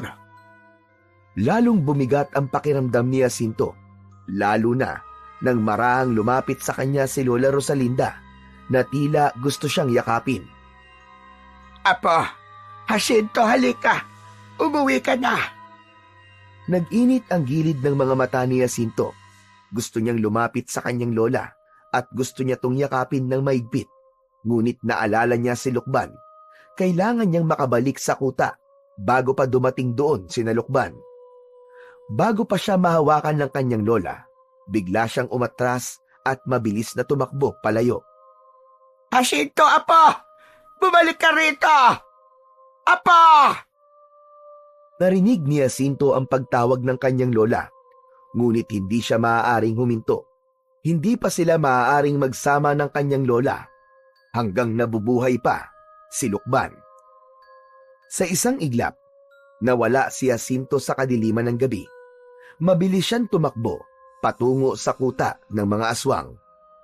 Pagdating ni Jacinto sa kuta ay tahimik ang buong paligid. Wala pa sina Lukban at ang iba pang mga aswang. Nagmamadali siyang nagtungo sa palikuran, dala ang matinding kaba sa dibdib. Agad siyang naghilamos ng tubig sa kanyang muka upang mawala ang bakas ng dugo na kumapit sa kanyang muka at ibang parte ng katawan. Habang abala sa paglilinis, bigla niyang naramdaman ang malamig na simoy ng hangin sa kanyang batok. Kasabay nun ay may presensya siyang naramdaman sa likuran niya. Napahinto siya at mabilis siyang napalingon. Nakita ni Jacinto si Lukban na nakatayo sa kanyang likuran. Matalim ang mga mata nito at tahimik na nakatingin sa kanya. Lukban, ikaw pala yan. Nakabalik na pala kayo. Ang bilis niyo naman bumalik. Kumusta ang pagsalakay niyo sa San Felipe? Ayoko munang pag-usapan na nangyari. Ganun ba? Walang problema. Bukas na lang natin pag-usapan. Bakit may dugo ka sa katawan mo? Saan mo nakuha yan? Naramdaman ni Jacinto ang panunuyo ng kanyang lalamunan, pero hindi siya nagpahalata. Itinago niya ang kaba sa pamamagitan ng pagtawa ng mahina. Nagsasanay ako para sa susunod na pagsalakay natin sa kabilugan ng buwan. Sinubukan ko manghuli ng hayop sa paligid. Tinitigan siya ni Lukban na para bang sinusuri nito kung nagsasabi siya ng totoo o hindi. Sa huli, hindi na ito nagsalita pa. Tumalikod ito at naglakad palayo. Tahimik na bumuntong hininga si Jacinto. Pakiramdam niya ay nabunutan siya ng malaking tinik sa dibdib dahil tiwala siya na hindi nahalata ni Lukban na nagsisinungaling siya rito. Kinaumagahan, maagang nagising si Jacinto. Lumabas siya ng kubo at hinayaang masayaran ng mainit na sikat ng araw ang kanyang balat. Nakaramdam siya ng panandaliang ginhawa at parang inalis nun ang nangyari nung nakaraang gabi. Nang igala niya ang paningin sa paligid, nakita niya si Lukban sa ilalim ng isang matandang puno habang tahimik na nakatanaw sa malayo.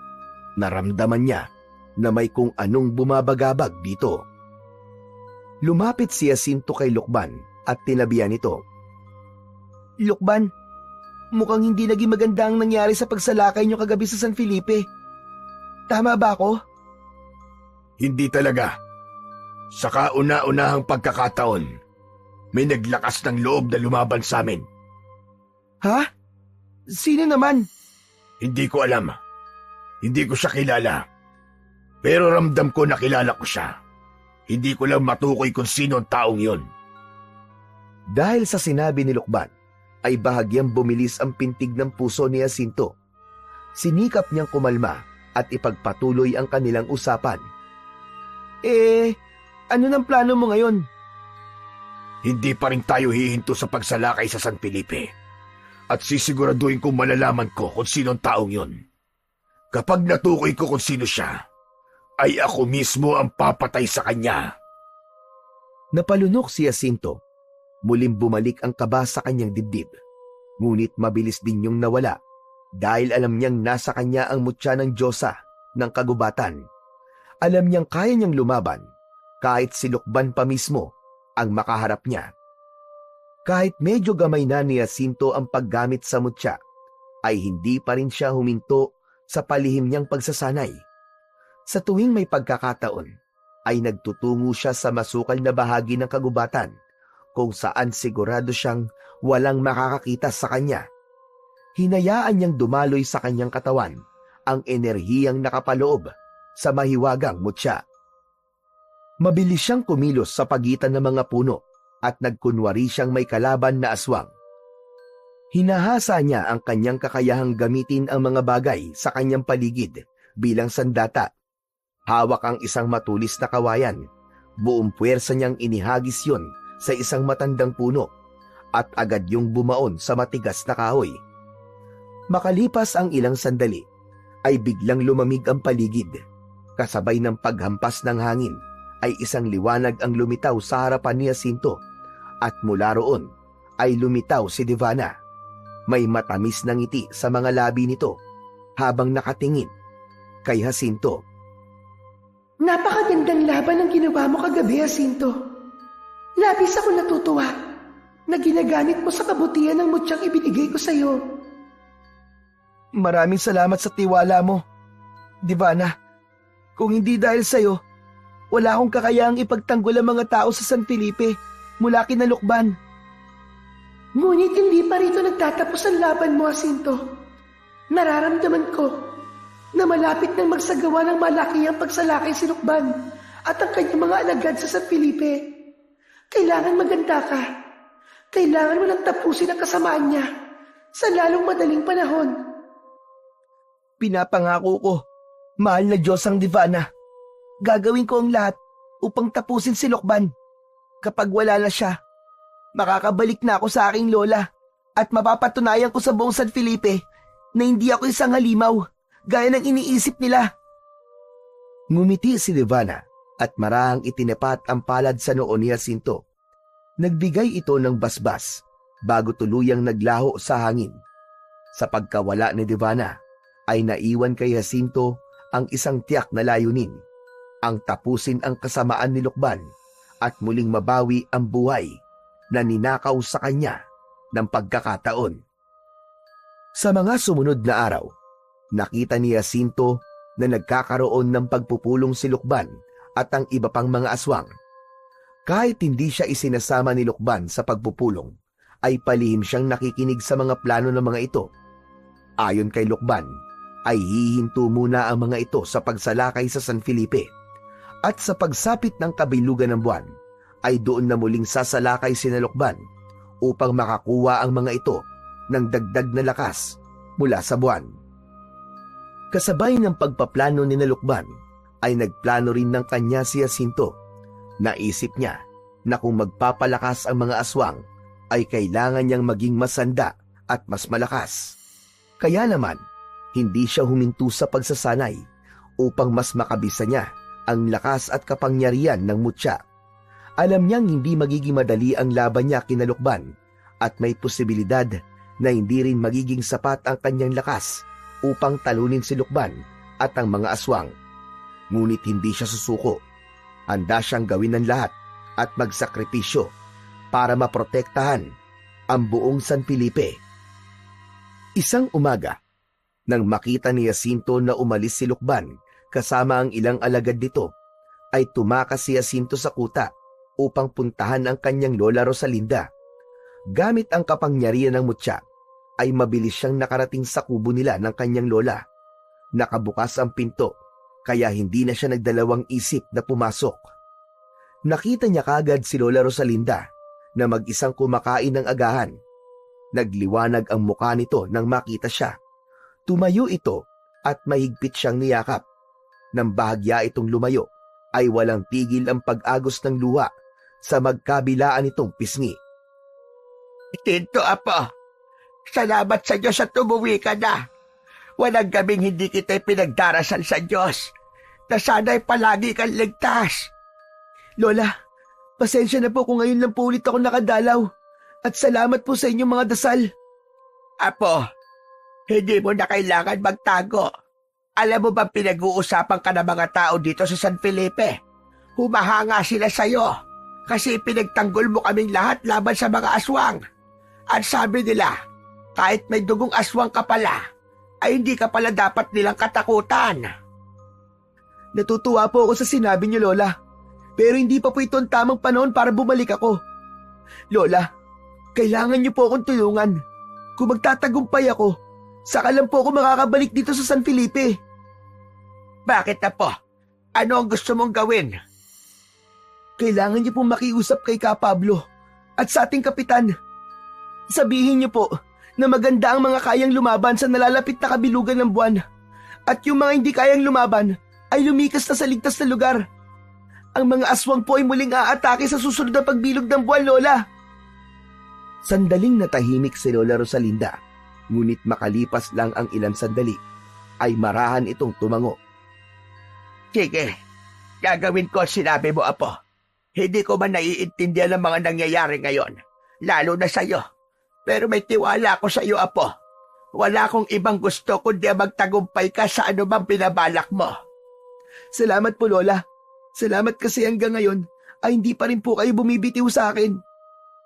Lola, kailangan ko na pong umalis. Apo, mag-iingat ka. Huwag mong pabayaan ang sarili mo. Nakangiting tumango si Jacinto at mabilis siyang lumabas ng bahay nila. Tumakbo siya pabalik sa kagubatan, dala ang pag-asa na magtatagumpay sila sa pakikipaglaban kina Lukban at sa mga alagad nitong aswang. Nang makarating na sa kagubatan si Jacinto, ay medyo binawasan niya ang bilis ng kanyang paglalakad. Matalim ang tingin niya sa paligid at tiniyak niya na walang sumusunod sa kanya. Malapit na siya sa kuta ng mga aswang nang biglang may humarang sa kanyang daraanan. Nagulat siya nang makita si Lukban na kasama ang dalawa pang alagad nito. Agad siyang huminto at umaktong normal. Jacinto, saan ka na naman galing? Hindi ka na naman nagpaalam. Naglakad-lakad lang. Kailangan ko rin kasi ng ehersisyo para lumakas ang katawan ko. Talaga? Wala ka bang ginagawang hindi ko alam? Wala, Lukban. Ano bang ibig mo sabihin? Matiim siyang tinitigan ni Lukban.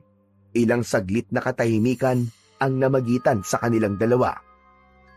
Alam mo ba, Jacinto, simula nang may maglakas loob na lumaban sa akin, ay nagkaroon na ako ng duda sa mga nakapaligid sa akin.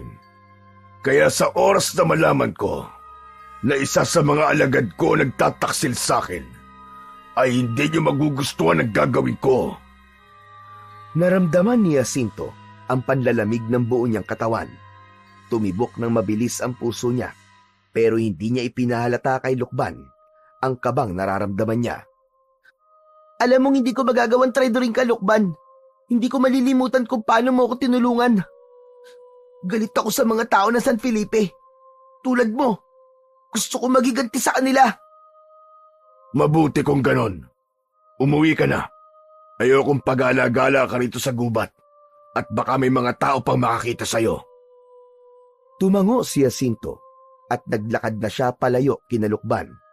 Kahit ramdam niyang naniwala si Lukban sa mga sinabi niya, hindi pa rin nawala ang kaba niya. Lalo na't may hinala na si Lukban na maaaring isa sa mga alagad nito ang tumatraidor sa kanya. Sa mga sumunod na araw, naging mas maingat si Jacinto sa bawat kilos niya. Ipinakita niya kay Lukban at sa iba pang aswang na wala siyang tinatagong lihim. Lumahok siya sa mga pagpupulong, nakisama sa kanilang mga gawain, at pinanindigan niya ang galit na nararamdaman niya para sa mga tao ng San Felipe. Naramdaman niya na nawala ang paghihinala sa kanya ni Lukban, ngunit alam niyang hindi pa rin siya maaaring maging kampante. Sa kabila ng kanyang pagpapanggap, palihim pa rin siyang nagsasanay sa paggamit ng mutya. Tuwing may pagkakataon, ay sinasanay niya ang kanyang katawan at isipan at tinutuklas niya pa ang tunay na lakas ng mutya. Pinag-aralan niya kung paano yun gamitin ng mas mahusay at mas epektibo. Alam ni Jacinto na malapit na ang muling pagsalakay ng mga aswang sa San Felipe at kapag dumating ang araw na yon, ay kailangan niyang maging handa para ipagtanggol ang San Felipe at upang tuluyang wakasan ang kasamaan ni Lukban at ng mga alagad nito. Mabilis na lumipas ang mga araw at dahil sa pagsasanay ni Jacinto ay hindi niya na namalayan na mamayang gabi na pala ang kabilugan ng buwan. Nasa loob ng kubo niya si Jacinto ng umagang yon.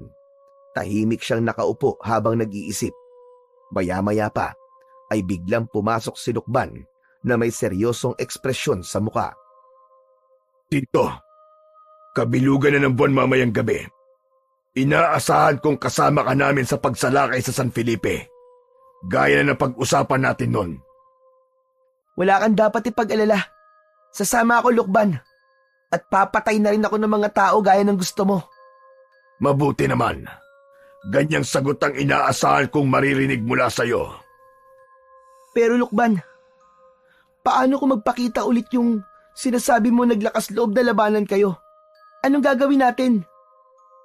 Isang malamig na ngiti ang lumitaw sa labi ni Lukban. Ako mismo ang haharap sa taong yun at papatayin ko siya. Sisiguraduhin ko na yun na magiging huling beses na guguluhin niya tayo. Kaya maganda ka, Jacinto. Mamayang gabi, ipakita mo sa akin na karapat dapat kang manatili sa ating grupo. Tumangulang si Jacinto bilang sagot. Matapos yun ay tumalikod na si Lukban at lumabas ng kubo. Nang wala na ito, ay nagpakawala ng malalim na paghinga si Jacinto.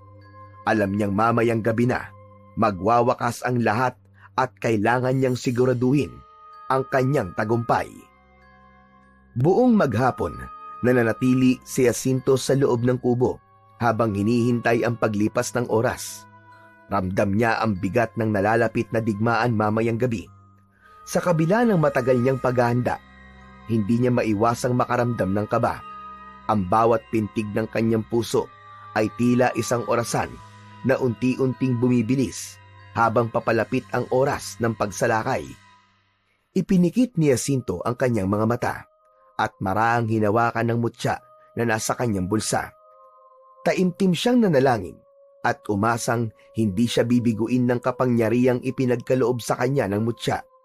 Alam niyang hindi magiging madali ang laban, lalo na't wala siyang kasiguraduhan kung makakaya niyang talunin si Lukban. Ngunit sa kabila ng kanyang pangamba, pinilit niyang patatagin ang kanyang loob. Kailangan niyang magtagumpay para sa buong San Felipe, para sa kanyang lola, at higit sa lahat, para sa sarili niyang kalayaan. Sumapit na ang oras ng pagsalakay ng mga aswang sa San Felipe. Mula sa loob ng kubo ay nakita ni Jacinto na nagtipon na ang mga aswang.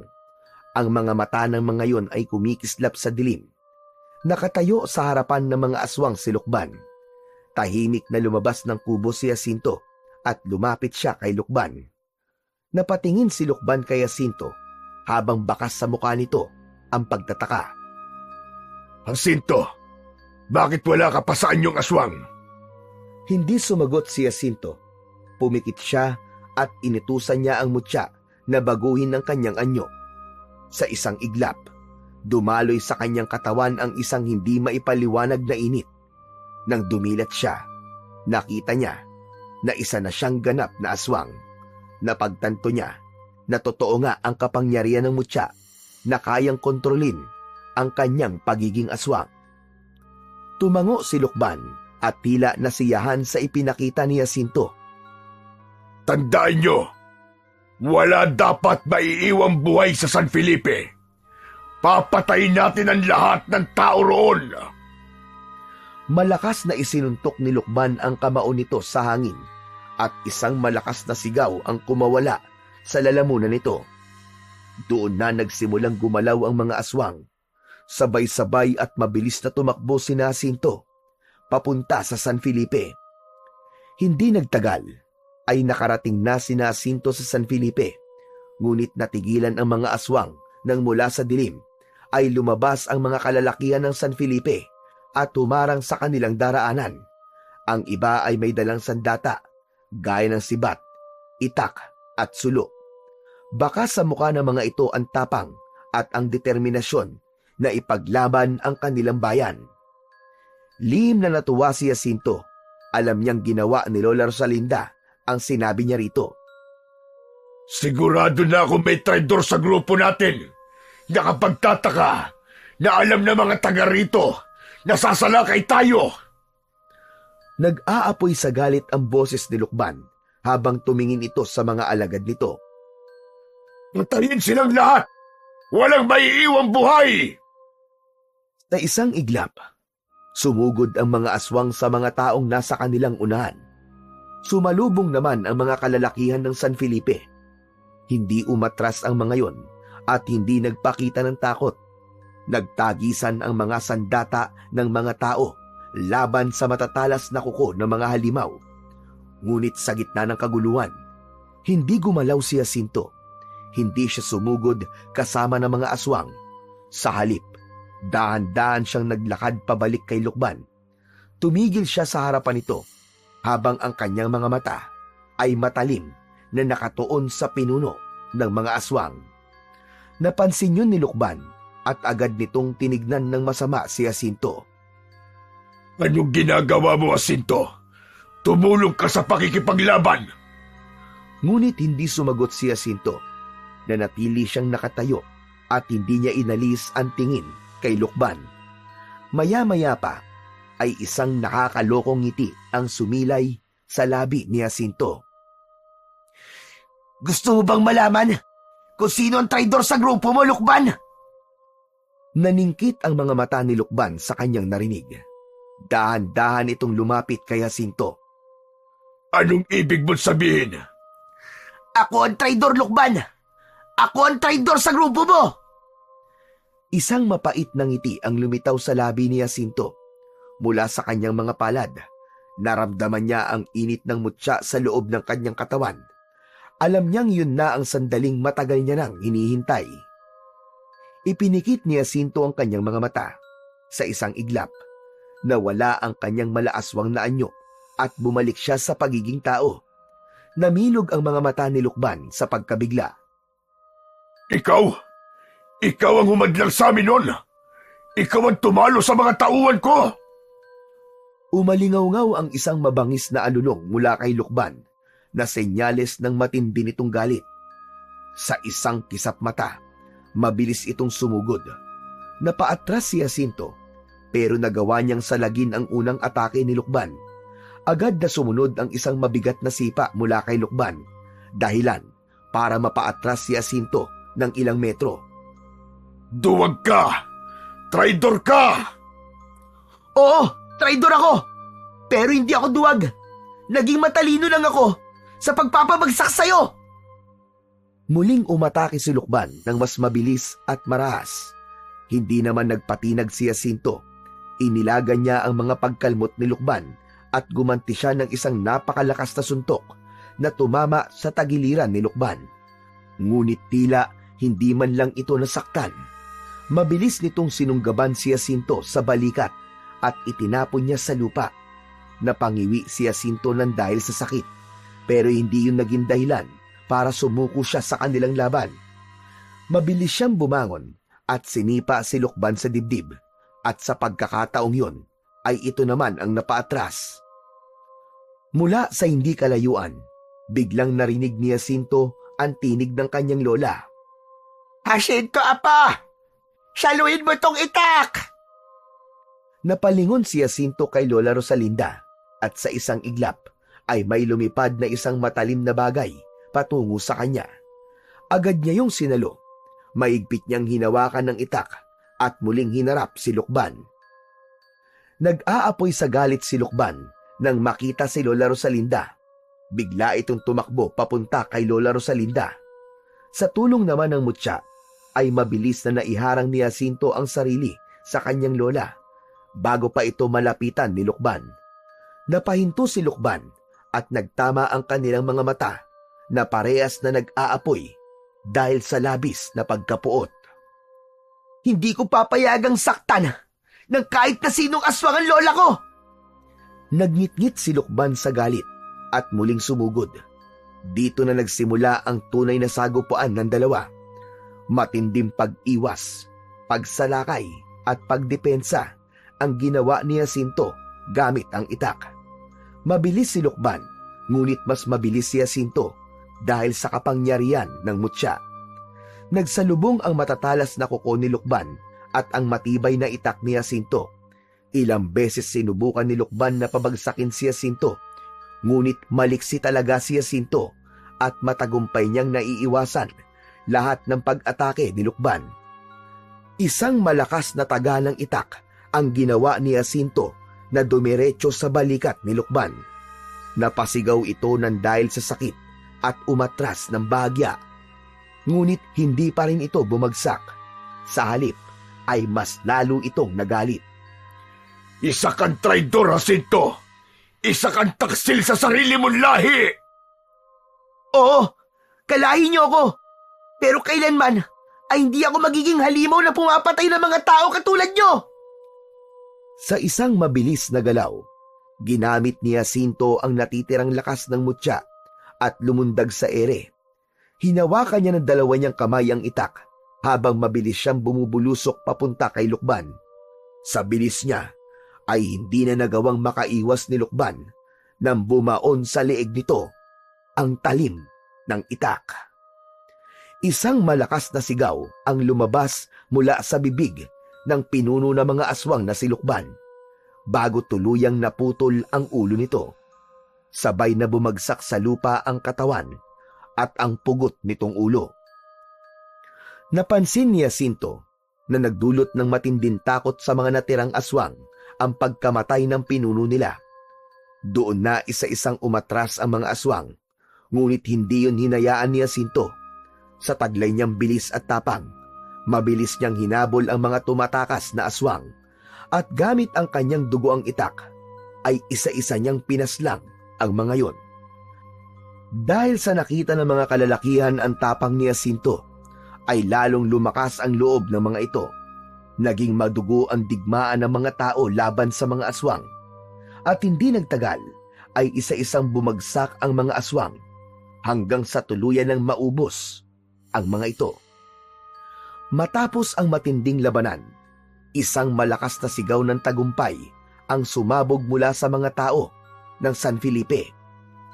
Napuno ng kagalakan at pasasalamat ang buong bayan, at lahat ay lumapit kay Jacinto upang magpahayag ng kanilang paghanga at pasasalamat. Lumapit si Lola Rosalinda kay Jacinto habang ang mga mata nito ay luhaan. Hindi ito nagsalita at yumakap na lang ito ng maigpit sa kanya upang ipadama ang labis itong kasiyahan sa tagumpay na kanilang nakuha ng gabing yun. Makalipas ang ilang araw, ay unti-unting bumalik ang katahimikan sa buong San Felipe. Wala nang takot sa mga mata ng mga tao tuwing nakikita ng mga ito si Jacinto sa kalsada.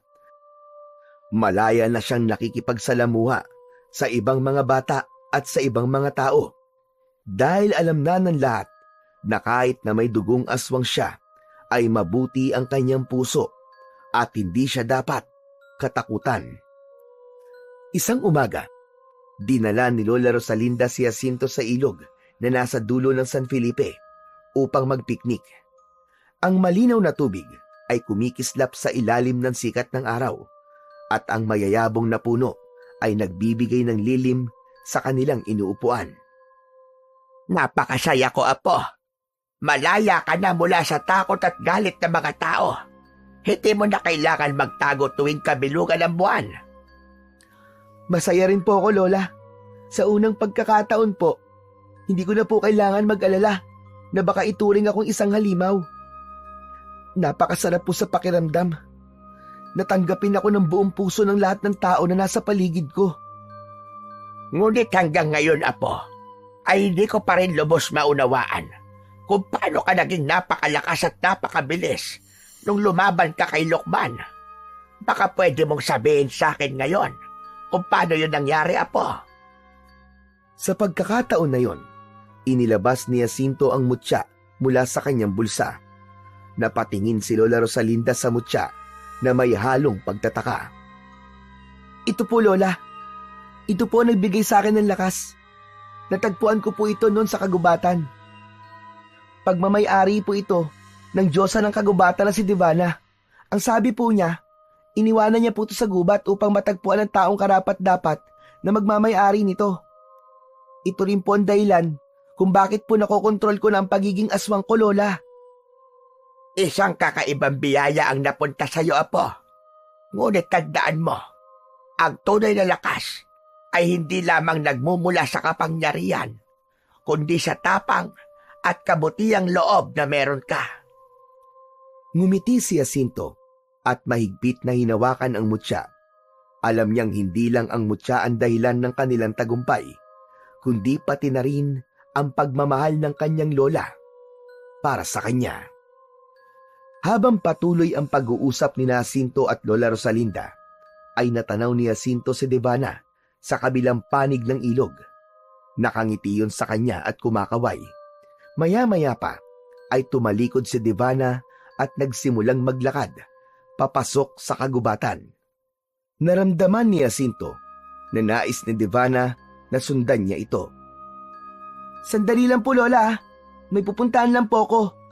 Saan ka ba pupunta, Apo? Basta po, mamaya ko na lang po sasabihin pagbalik ko. Mabilis lang po ako, promise. Agad na tumayo si Jacinto at hindi na hinintay ang sagot ng kanyang lola. Tumawid siya sa ilog at sinundan si Devana. Makalipas ang ilang sandali, ay huminto si Devana at humarap kay Jacinto. Mabuti na lang po, mahal na Diyosa, at nagpakita po kayo sa akin. Salamat po sa lahat ng ginawa niyo para sa akin at sa pagtitiwala niyo po sa akin ng mutya. Hindi mo kailangan magpasalamat, Jacinto. Nais ko lang na magtagumpay ka sa iyong misyon. At dahil tapos na ang mission ko sa San Felipe, ibabalik ko na po sa inyo ang mutya. Hindi mo na kailangan ibalik sa akin ang mutya, Jacinto. Ibinigay ko sa iyo ito upang maging bahagi ng iyong buhay. Habang buhay na itong magiging sa iyo, Jacinto, mawawalan lamang ito ng kapangyarihan kung gagamitin mo sa kasamaan at kasakiman. Kung ganon, bakit po kayo nagpakita sa akin ngayon? Ang akala ko po kasi kukunin niyo na po sa akin ang mutya. Nais ko lang na magpaalam, Jacinto. Nakita ko na kaya mo nang gamitin ang mutya nang walang gabay ko. Kaya mula ngayon, ikaw na magpapasya kung paano mo gagamitin ang kapangyarihan nito. Maraming salamat po sa inyo, mahal na Diyosang Devana. Nangangako po ako na sa kabutihan ko lamang po gagamitin ang mutya. Hindi ko po kayo makakalimutan. Maraming salamat din sa iyo, Jacinto. Sana'y maging handa ka palagi sa mga darating pang pagsubok sa iyong buhay at sa buong San Felipe. Paalam na, Jacinto. Paalam. Matapos yun, ay unti-unti nang naglaho si Devana. Napangiti si Jacinto dahil ang buong akala niya ay mawawala na sa kanya ang mutya. Masaya siyang bumalik sa kinaroroonan ni Lola Rosalinda na bitbit ang lakas ng mutya at ang aral na itinuro nito sa kanya. Makalipas ang ilang araw, ay itinuloy ni Ka Pablo ang ritual upang alisin ang dugong aswang na nananalaytay sa ugat ni Jacinto. Naging matagumpay ang ritual, kaya naman ganun na lamang ang pasasalamat ni Jacinto at Lola Rosalinda sa matandang albularyo. Sa paglipas ng maraming taon, ay nagbinata na si Jacinto. Sa panahong yun, ay nanatili pa ring tahimik at payapa ang buong San Felipe. Nakatapos na rin ng kolehiyo si Jacinto at nakakatulong na siya ng mas malaki sa kanyang lola. Ngunit sa kabila ng kapayapaan ng buong San Felipe, ay palagi pa ring handa si Jacinto kung sakaling may magtatangka na namang sirain ang katahimikan ng kanilang lugar. Alam niya na palagi siyang magtatagumpay sa anumang uri ng kasamaan dahil sa kapangyarihan ng mutya at sa pagmamahal ng mga taong nakapaligid sa kanya.